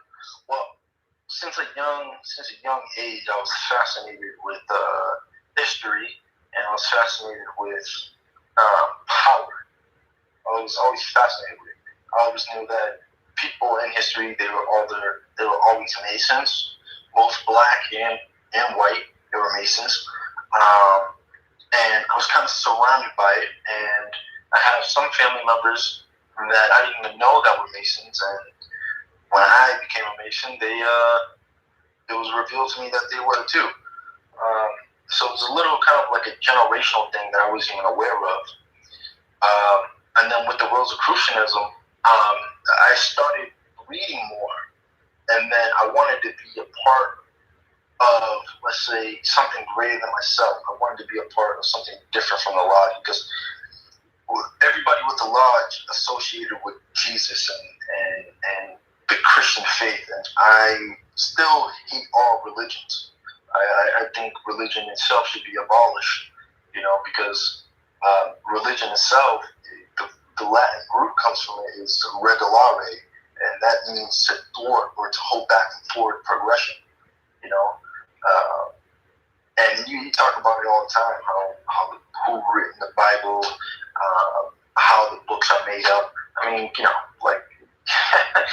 it's really a joke. People are out here believing it, professing their faith, and it goes hand in hand with Satanism, because Satan, when you believe in a power other than yourself, you're giving rights for other people to control you. because it must be God's plan. So I wanted something other than to speak about Jesus. The reason why I'm still a part of these societies is because there's a lot to benefit from it. I've benefited extensively from it. As in, if I always need something, if I'm looking to get ahead in a career, or if I want to transition to a career, if I want to develop things, it's a lot easier because the people I'm already in lodge with. That all makes perfect sense. This is my other question for you. Have you seen any evidence of spell casting from people in these fraternities? All the time. I mean, like, I can tell you, I can actually tell you one of the rituals right now. I can tell you two of the rituals if you want to know. I would like to know everything you're willing to share. Well, okay, all right. All right. I'll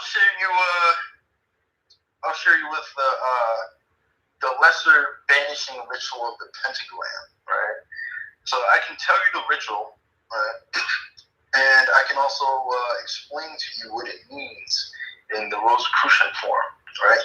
So the ritual, right, of the lesser banishing ritual of the pentagram, right? You want to stand west of an altar facing east. Begin with the right of the Kabbalistic cross. Go to the east of the altar. The magician should always move in a clockwise fashion around the circle.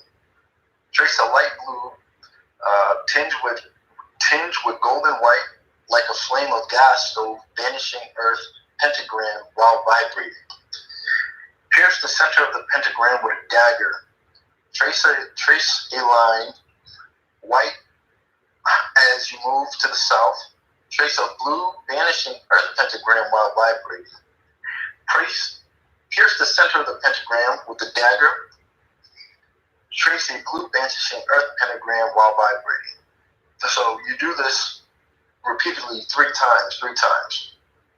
And then you go to the south, stand in the west of the facing altar. Give the sign of Osiris slain. So you remember how Osiris was cut into pieces? Right. With your arms stretched out horizontally to your sides, dagger pointing upwards in your right hand, say forcefully vibrating as indicated. Before me, behind me, on my right hand, on my left hand, before me flame the pentagram, and behind the shines the six-rayed star. Repeat the rite of the Kabbalistic cross. Right? And there's a lot more that goes into the pentagram itself, because you understand everything is perceived differently here. Like, people perceive the pentagram as bad, as being Satanist worship, but as a Rosicrucian, you believe it as good, as a power, as something that should be endured. Okay, from what I understand about the pentagram, if it's pointing upwards, it's a symbol essentially of spiritual uplift, and if it's pointing downwards, then it's satanic. It's like, well, that's the thing, because even if you're facing upwards, so it's like if the point is facing down, right? It's supposedly demonic, but if it's pointing up, right? But if you were standing on the north side of it, it'll still be facing down. this is true. Right? But I'll read you the introduction to it. Right? The pentagram is a powerful symbol representing the operation of the eternal spirit and the four elements under the divine presidency of the letters of the name Yeshua. The elements themselves and the symbol of the cross are governed by YHVH, but the letter Sin, representing the Elohim, the divine spirit, being added throughout. The name becomes Yeshua. The latter when the letter Shin is replaced with the ruling earth and the other three letters of the tetragrammaton. From each re-entering angle of the pentagram, therefore issues a ray, representing a radiation from the divine. Therefore, it is called the flaming pentagram, or the great light, an affirmation of the forces of the divine light to be found therein. The pentagram and the figure 5 represent will and Kabbalistic symbol teaching. This is the divine will as it is being expressed in and through the human personality, since the pentagram also symbolizes man as a microcosm. For the top angle of the pentagram represents the head, the other 4 extremities of the body. The lesser banishing ritual of the pentagram is therefore in its essence an affirmation of this will, banishing. This lesser ritual of the pentagram is only used in general and less important invocations. Its use is permitted to the outer of the neophytes may have protection against opposing forces, and also that they may form some idea of how to attract and to come into communication with spiritual and invisible things. The banishing pentagram of the earth will also serve for the opposing astral force. In all cases of the tracing of the pentagram, the angle should be carefully closed at the finishing point. The right carries a clear and elemental related symbol system, and it places 4 archangels in each respective quarter as guardians. This part of the right probably stems from an old Jewish prayer called Shema, which aimed at invoking the archangels in all directions, even above and below, to gain their protection. Raphael in the east is the archangel of air, Michael in the south of fire, Gabriel in the west of water, Uriel in the north of the earth. From this, the neophyte is able to deduce the traditional associations between the elements and the cardinal points. The robes of the archangels can be further visualized with colors that correspond with each element. An example, yellow for air, red for fire, blue for water, and the 4 colors, citron, olive, russet, and black for earth. The general color of the earth element, however, is black, and the archangel Uriel can be more easily visualized with a black robe. The names of the archangels in Hebrew mean Raphael, the killer of God, Michael, who is like God, Gabriel, strong before God, or God's strength, and Uriel, light of God. 4 tetragrammic names are being used in this rite. IHVH, Adonai, Ehek, and Agala. This means that they contain 4 letters, and these 4 are also the most common names in the practical Kabbalah, and are often found upon magical circles from medieval times. Therefore, to use them is to connect an archetypal pattern of protection founded upon centuries of usage. The name of IHVH and Adonai usually translate into Lord. They are further related to each other, since a Jew is never allowed to pronounce the name of God, but instead often substituted with Adonai.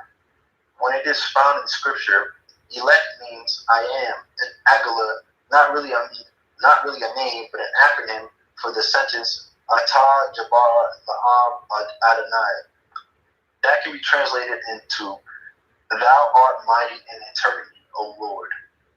Whenever you shall prepare to commence any magical work or operation, it will be advisable for thee to clear and concentrate the place of work by performing the lesser banishing ritual of the pentagram. In certain cases, especially when working or with the forces of the planets, it may be wise to also use the lesser banishing ritual of the hexagram.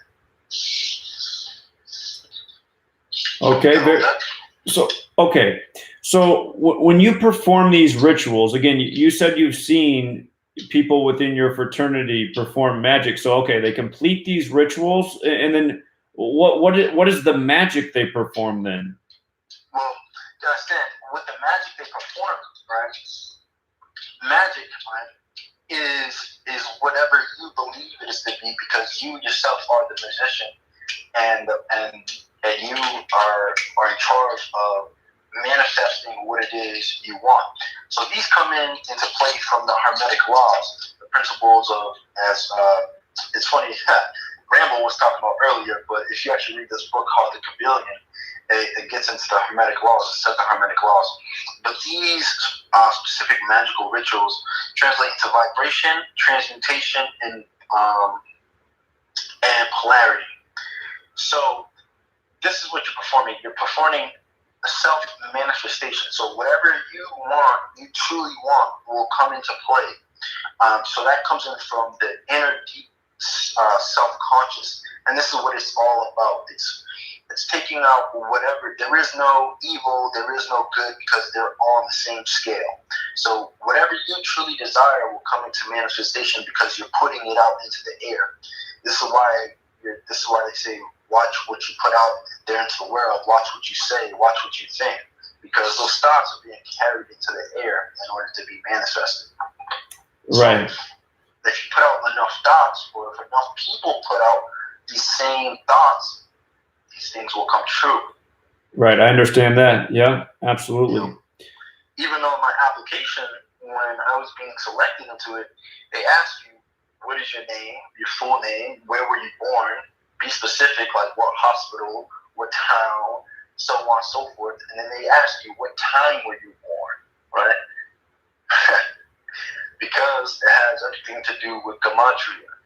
So only members with certain names and certain numerology can be selected into it because it's in their name. Right, and it does seem that that's from the outside looking in that's observed. So that makes a lot of sense. Mm-hmm. Well, I really appreciate you sticking your neck out there and sharing. And I hope you call us back again, man. So. Yeah, for sure. Yeah, I think you would appreciate it more because you always mentioned or hinted on Rosicrucianism, but I wasn't too sure if you knew like if the order still existed or how to become a member of Rosicrucianism, or what it truly even was. Well, I assumed it still existed. From what I understand, I know the story of Father CR, and from what I understood, modern Freemasonry was born out of the Rosicrucian order. So. Yeah. See, a lot of people say that that was born out of the Rosicrucian order, but it really wasn't. It really wasn't. So what's the true story then? Well, the Rosicrucian order had already began, with Father CR. It's funny because his last name is the reason why it's called the Rosicrucianism. But modern Freemasonry is a stem off of it, but most members during the time weren't part of the order of the Rosicrucians. There were members that were part of it. However, modern Freemasonry has a lot to do with older things that came before, things like the Odd Fellows or things like the Enlightenment, other orders behind that. But because there was no TVs and a lot of people were readers and philosophers, they naturally joined the order because of the symbology that was behind it. Further enlightenment, as you would say.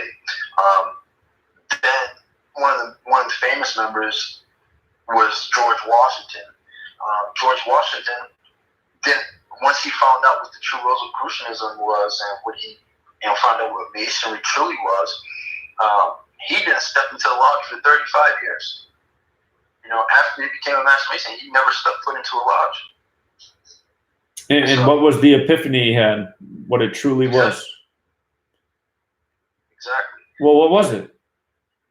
Excuse me? What was the what came to light that made him not step foot? What did he come to understand? Well, this is why a lot of Jews, like today's Jews, they don't read Kabbalah, right? Because some rabbis will tell you, even if you watch the movie The Goyim as well, the Goyim had pointed out a lot of things, that the Kabbalah itself is magical, spiritual work, right? You mean the movie The Golem, right? Golem, not Goyim, right? Golem, okay. The Golem, yes, the Golem. I said Golem. Okay. You probably heard Golem. But yeah, the Golem.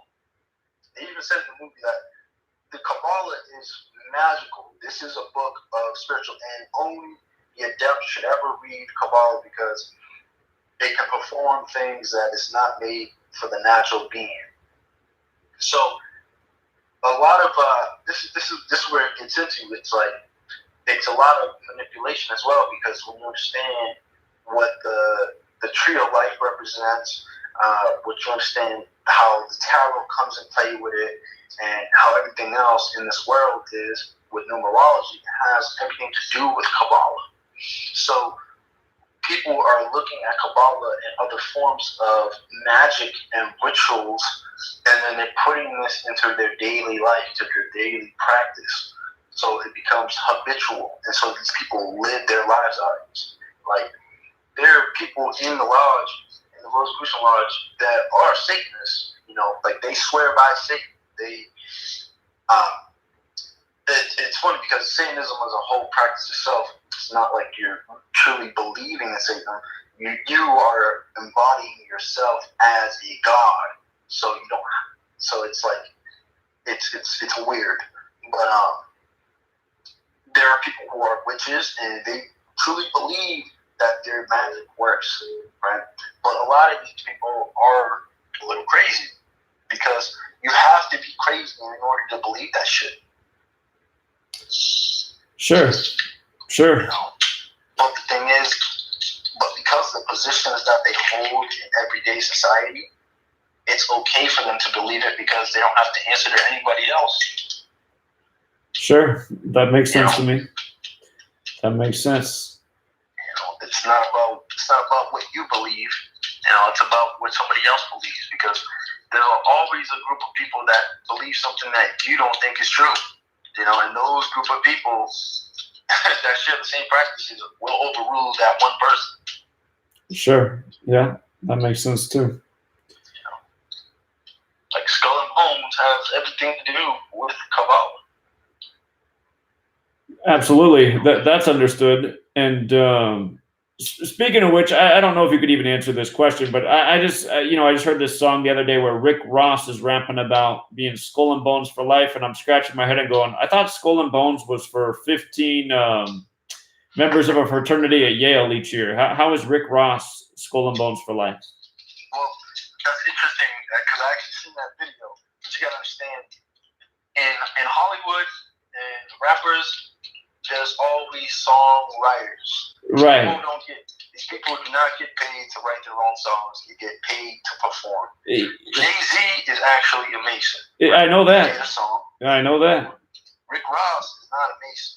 But However, it sells, right? I see. People don't listen to the music. They listen to the beats. This is true. Right? So what is so interesting about beats? It's frequency. It's a vibration. Right. Right? And this is how it continues. So he's not telling you. It's like same thing with Billie Eilish. Same thing with The Weeknd. Weeknd made a song called Starboy, right? The Starboy. Right? Everything in Kabbalah has to do with the stars. Mm-hmm. You know, past the firmament. Mm-hmm. You know, the different levels of the earth. But in that video itself, you can see that there's crosses upside down. He's holding crosses upside down, and he's going through different parallel universes and stuff. But this happens in every single music video. Katy Perry, Rick Ross, Jay-Z, Beyonce, right? It's funny because Beyonce, her little following is called the Beehive. Right. The Beehive, that's a Masonic term, right? The working bee. We're forming as one colony, right? Mm-hmm. So she's the queen bee, and her followers are the Beehive. Mm-hmm. You know, working upon one massive collection. Right. Right. But yeah, these people, they don't get paid for their own songs. They get paid to perform these songs, right? But the writer will never be known. But the directors, you can look up the directors who produced it, who funded it. Those guys are all funny wearing hat people. You know what I mean? I do know what you mean. Before you go, a lot of people in the chat have asked if you can shed any light on the shape of the earth. Yeah, okay. Well, the shape of the earth, right? If you actually read Kabbalistic books, the Zohar, the Sefer Yetzirah, the Golden Dawn, everything like that, and if you look at modern science, the shape of the earth, the land that we walk on is flat, right? If you ever, I like to use the thing called the snow globe analogy, right? There's a dome upon the snow globe, but everything else is flat. Does that mean that the earth is necessarily flat? The land that we walk on it is yes. The oceans is yes, right? But there is a dome over it, right? And the reason, if you look over it, the dome has something to do called the firmament, right? And it goes into the law of correspondence. As above, so below. If there's water below us, there's water above us. That's why it rains, right? They can say condensation, they can say evaporation coming back down to the skies, but what holds the water? It's the clouds and things above the clouds. Everything's all water above it. But the shape of the earth is very significant into space travel, and this is why we were never able to leave the earth. Like the moon landing is completely fake. You know, think about it, there's no oxygen in space, so you wouldn't be able to even propel out of space. And plus, think about everything that it took to launch off the earth. There's nothing holding the rocket. There's no space station on another planet to launch you back, right? The boosters are gone as well. And then if you look at the trajectory of rockets as well, you'll see that they make a parabola. And that parabola launches right back down into the earth. We are on a plane where we cannot leave and we cannot go. And this is why everything in magic speaks on spiritual ascension, right? Because we chose our bodies from the past life, right? We were sperm, we had no recollection of it, and when we came into our bodies are bringing us about a journey, and when we pass on, then we'll go on to higher ascension. This is why everything that we do now in our everyday life should be focused on knowledge base, right? Not focused on buying Gucci, buying Louis, buying all material items, because they just draw us away from the actual purpose what we put here. And while we have actual people like myself and other people that are even deeper into esoteric knowledge, they study this, and then they're on that quest of higher ascension, spiritual ascension, right? That's what it's all about. That makes a lot of sense. All right, friend, I really appreciate it. I'm going to wrap this up. A few more people want to call in, and then I got to call it a night. But thank you again for being willing to speak out and share some information. Much appreciated. Yeah, no problem. I'm sorry it took up a lot of time, but No problem. It was worth it. Yeah, I appreciate it. It was great. Yeah, have a good night. All right, take care. Thank you. All right, and just like that, we got another caller from Vermont. Hey, Zach. Hello. Long-time listener. I've called once before. I just wanted to say I watch the show a lot, and I had a similar experience to you with the standing desk and monitor situation with the computer monitor use. And what I did at a corporation I worked for was actually converted my desk into a standing desk. The first day I used a few cardboard boxes, but the second day I used wood and just a simple platform I got for free that someone was going to throw out. So anyways, I used the standing desk. That was simple, and they actually came around to allowing me to use it. It's way more ergonomically beneficial to humans to use that. As you know, we do have 33 vertebrae going up our spine that regulates all our neuronal connections in the body. Anyways, as I converted to that, seeing this, the CEO of the company actually complimented me on it, and he had one in his room. Anyways, that's just a personal suggestion I'd like to give to you, because I know you have the glasses for like the screen glare. My second point being your screen glare glasses that you use. If you spend, 6 to 8 hours a day on a computer, it's a beneficial investment to actually get different hardware to interact with your computer. So for about less than $200, you can find multiple projectors and actually look at a projected light screen as opposed to a CRT, LED, or other type of projection screen, because those are actually projecting particles directly at you. The best case being the CRT tubes, which are basically particle accelerators that bombard your brain with multiple scanning rates of radioactive activity into your visual cortex, obviously, but also whatever magnetic spectrum that it's into. So my point, again, being, if you reflect the light off the surface before you interact with it, it has a much less negative effect on your ocular nerves and whatever. I'm sure you already know about the blue light, warm red tone setting, how the red tone helps you get to sleep, and the blue light is for waking up. Anyways, one last point, in that your study of gematria is incredibly interesting to me, as I'm interested in physics and biology, genealogy, genetic engineering and whatnot. And it would seem to me a certain part of the heavy use of gematria today to control very, very large human populations, we're talking 800,000 to the multiple million. Back in the day, 2,000 years ago, the Romans had a certain way to control, less than 10 million to 100 million population. Maybe more. I don't do numbers in history, but again, today they're controlling unprecedented number of humans using mind control transmitted through technology.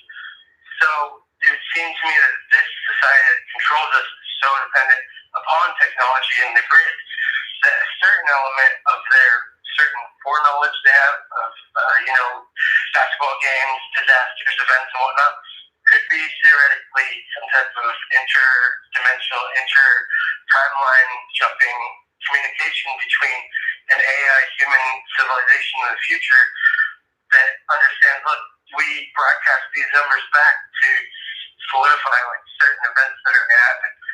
Maybe nothing to do with time travel, but it's just super interesting to me. It's certainly been attitude of the Hebrew and ancient Chinese societies and many other societies on the earth had these kind of number coding systems for humans to dictate and kind of guide their lives. So it could possibly be some type of communication system in military intelligence. I guess the way that Freemasons broadcast their news stories through the media would be what's known as signals intelligence, because you're sending a coded message but through a widely broadcast area.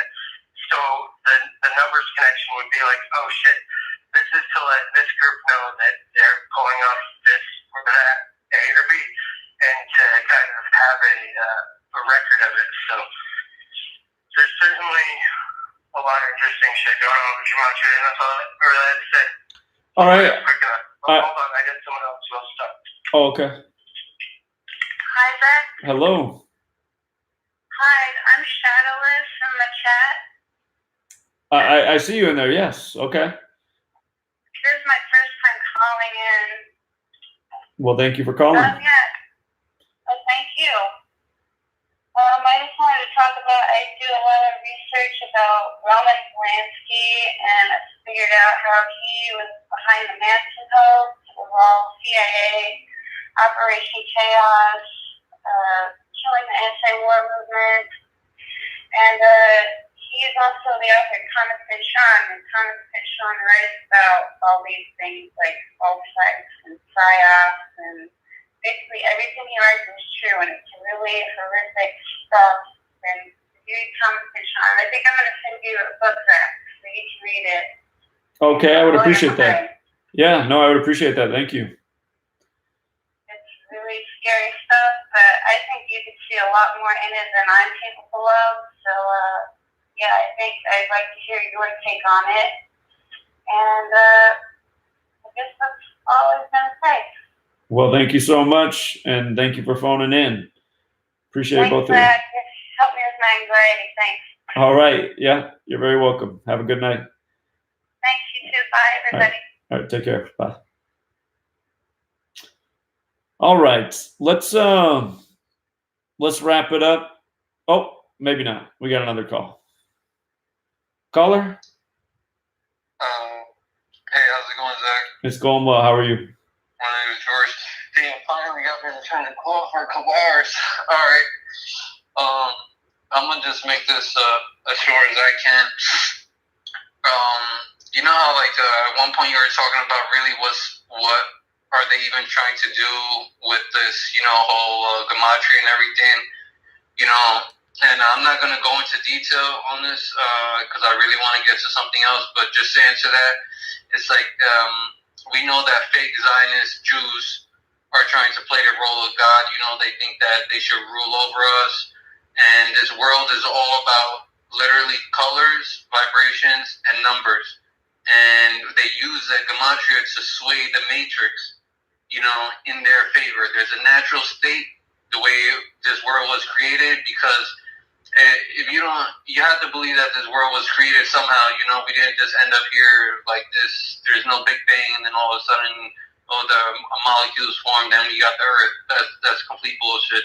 And they believe in the Bible, and not the Bible that how they try to tell, when you go to a Christian church or something, and they try to tell you all other nonsense. People don't even read the Bible itself. I don't even think a person that even goes to church has actually read the complete Bible. Well, obviously they haven't, because you're not supposed to worship in the building if you're a follower of Jesus.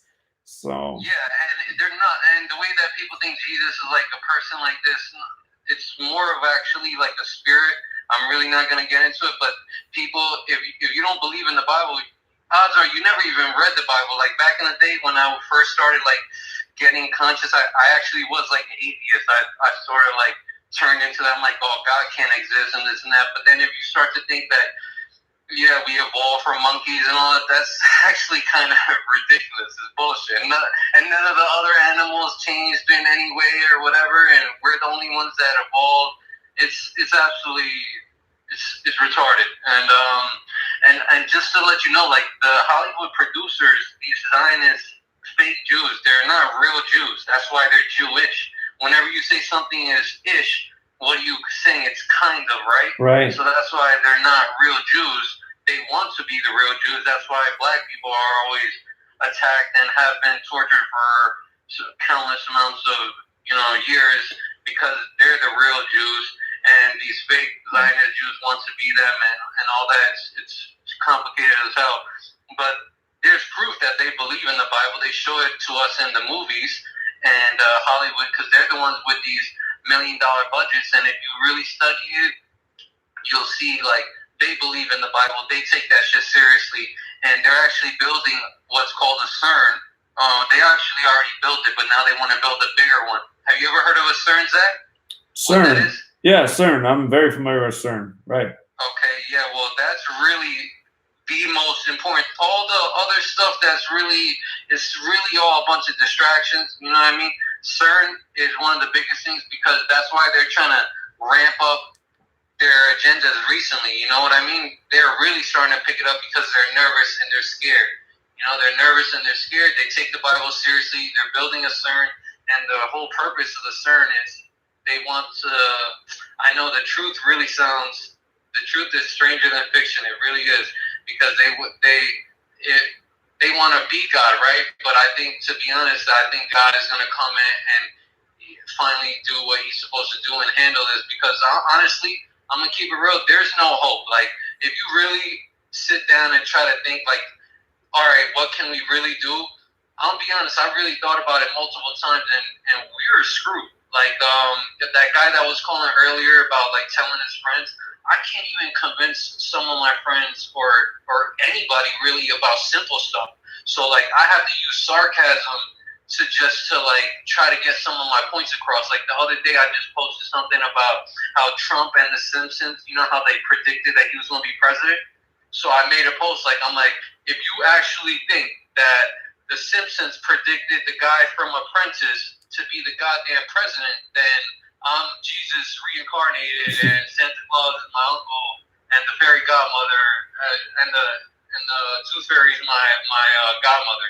I had to be sarcastic just to kind of get people thinking yo, you guys are really screwed. 9/11, how Zach, remember, I actually got this from you when you said, how Osama orchestrated terrorist attack halfway across the world with a bunch of terrorists and box cutters, and you know the towers fell down from jet fuel, and that's not even scientifically feasible.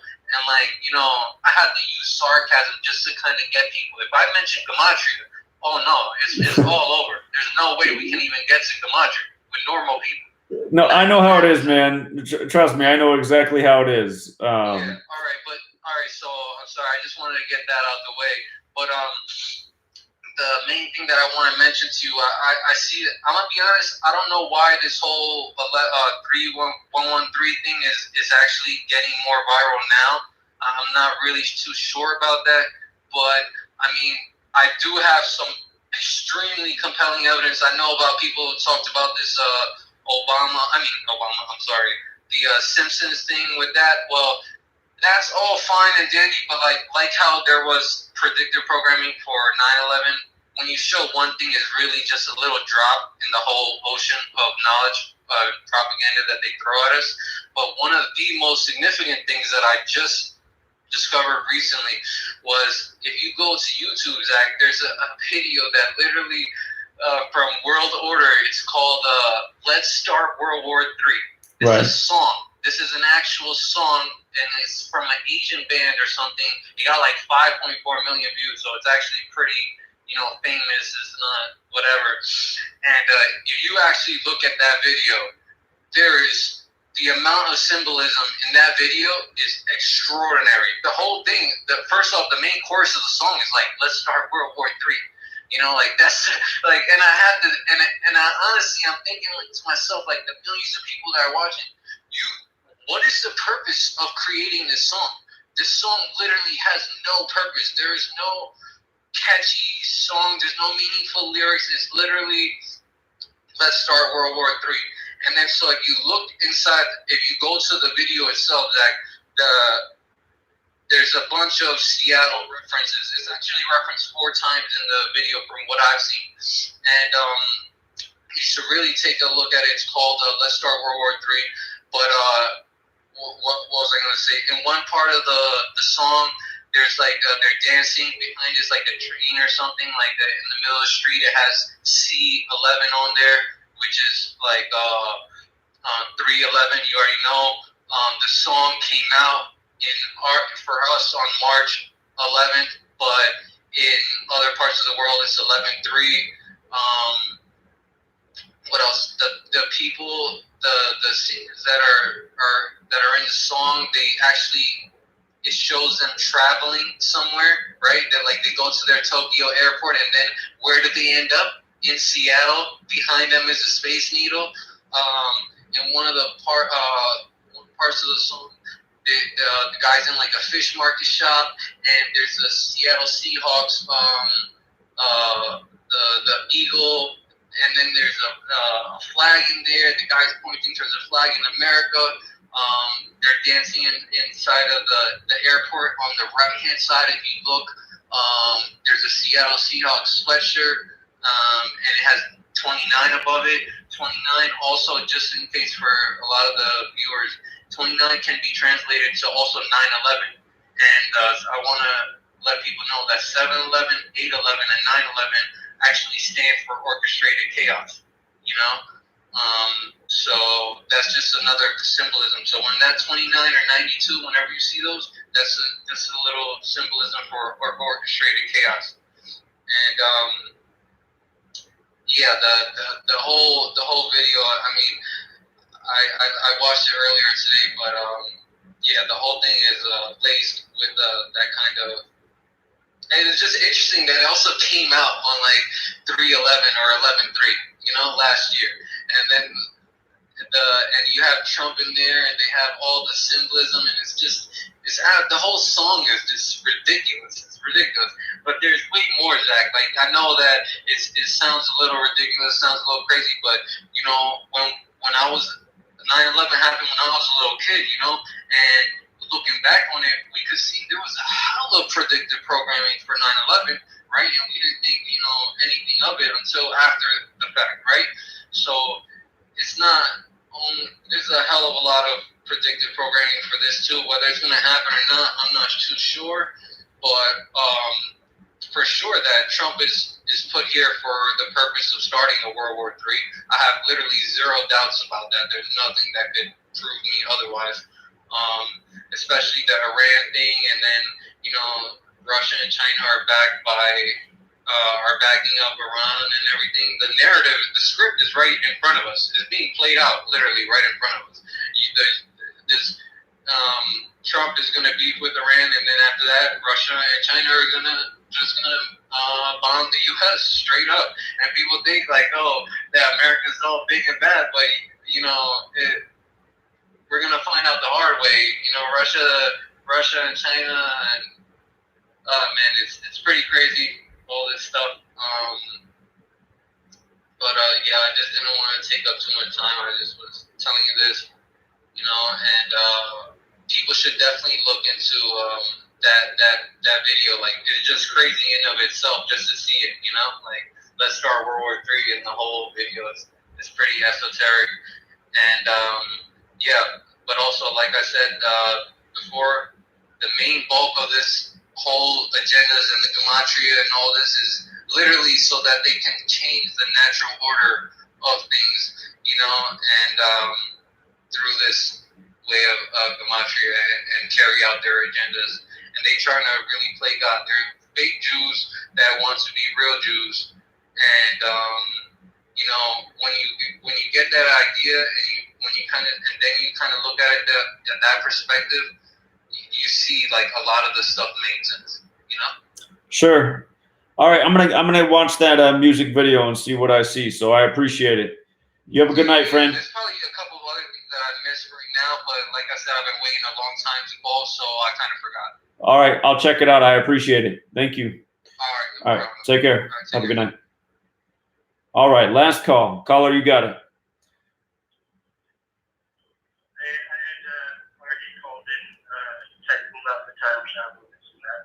I just think it's pretty interesting how where the American public gets random news updates, this and that, about military capability. Most of them probably don't know we have a space shuttle, an unmanned air vehicle, just hanging out in space all the time. My point being, if anyone has this time communication technology, it's probably Freemason, obviously, and our government, which is an amazing event, and all these EOS people. So maybe I'm wrong, maybe it's nothing, but thank you for what you do, Zach, and that's all I have to say. All right, appreciate the call, friend. You have a good night. Okay, guys, I can tell my lady in the background is not real happy. She doesn't like when I do the overtime thing. So gonna wrap it up here, and thank you everyone for tuning in and listening. And I'm sure I'll be back tomorrow. So we'll do another live stream soon. All right, have a good night all, or a good day if you're in Australia or somewhere else like that. Thank you again. Until next time.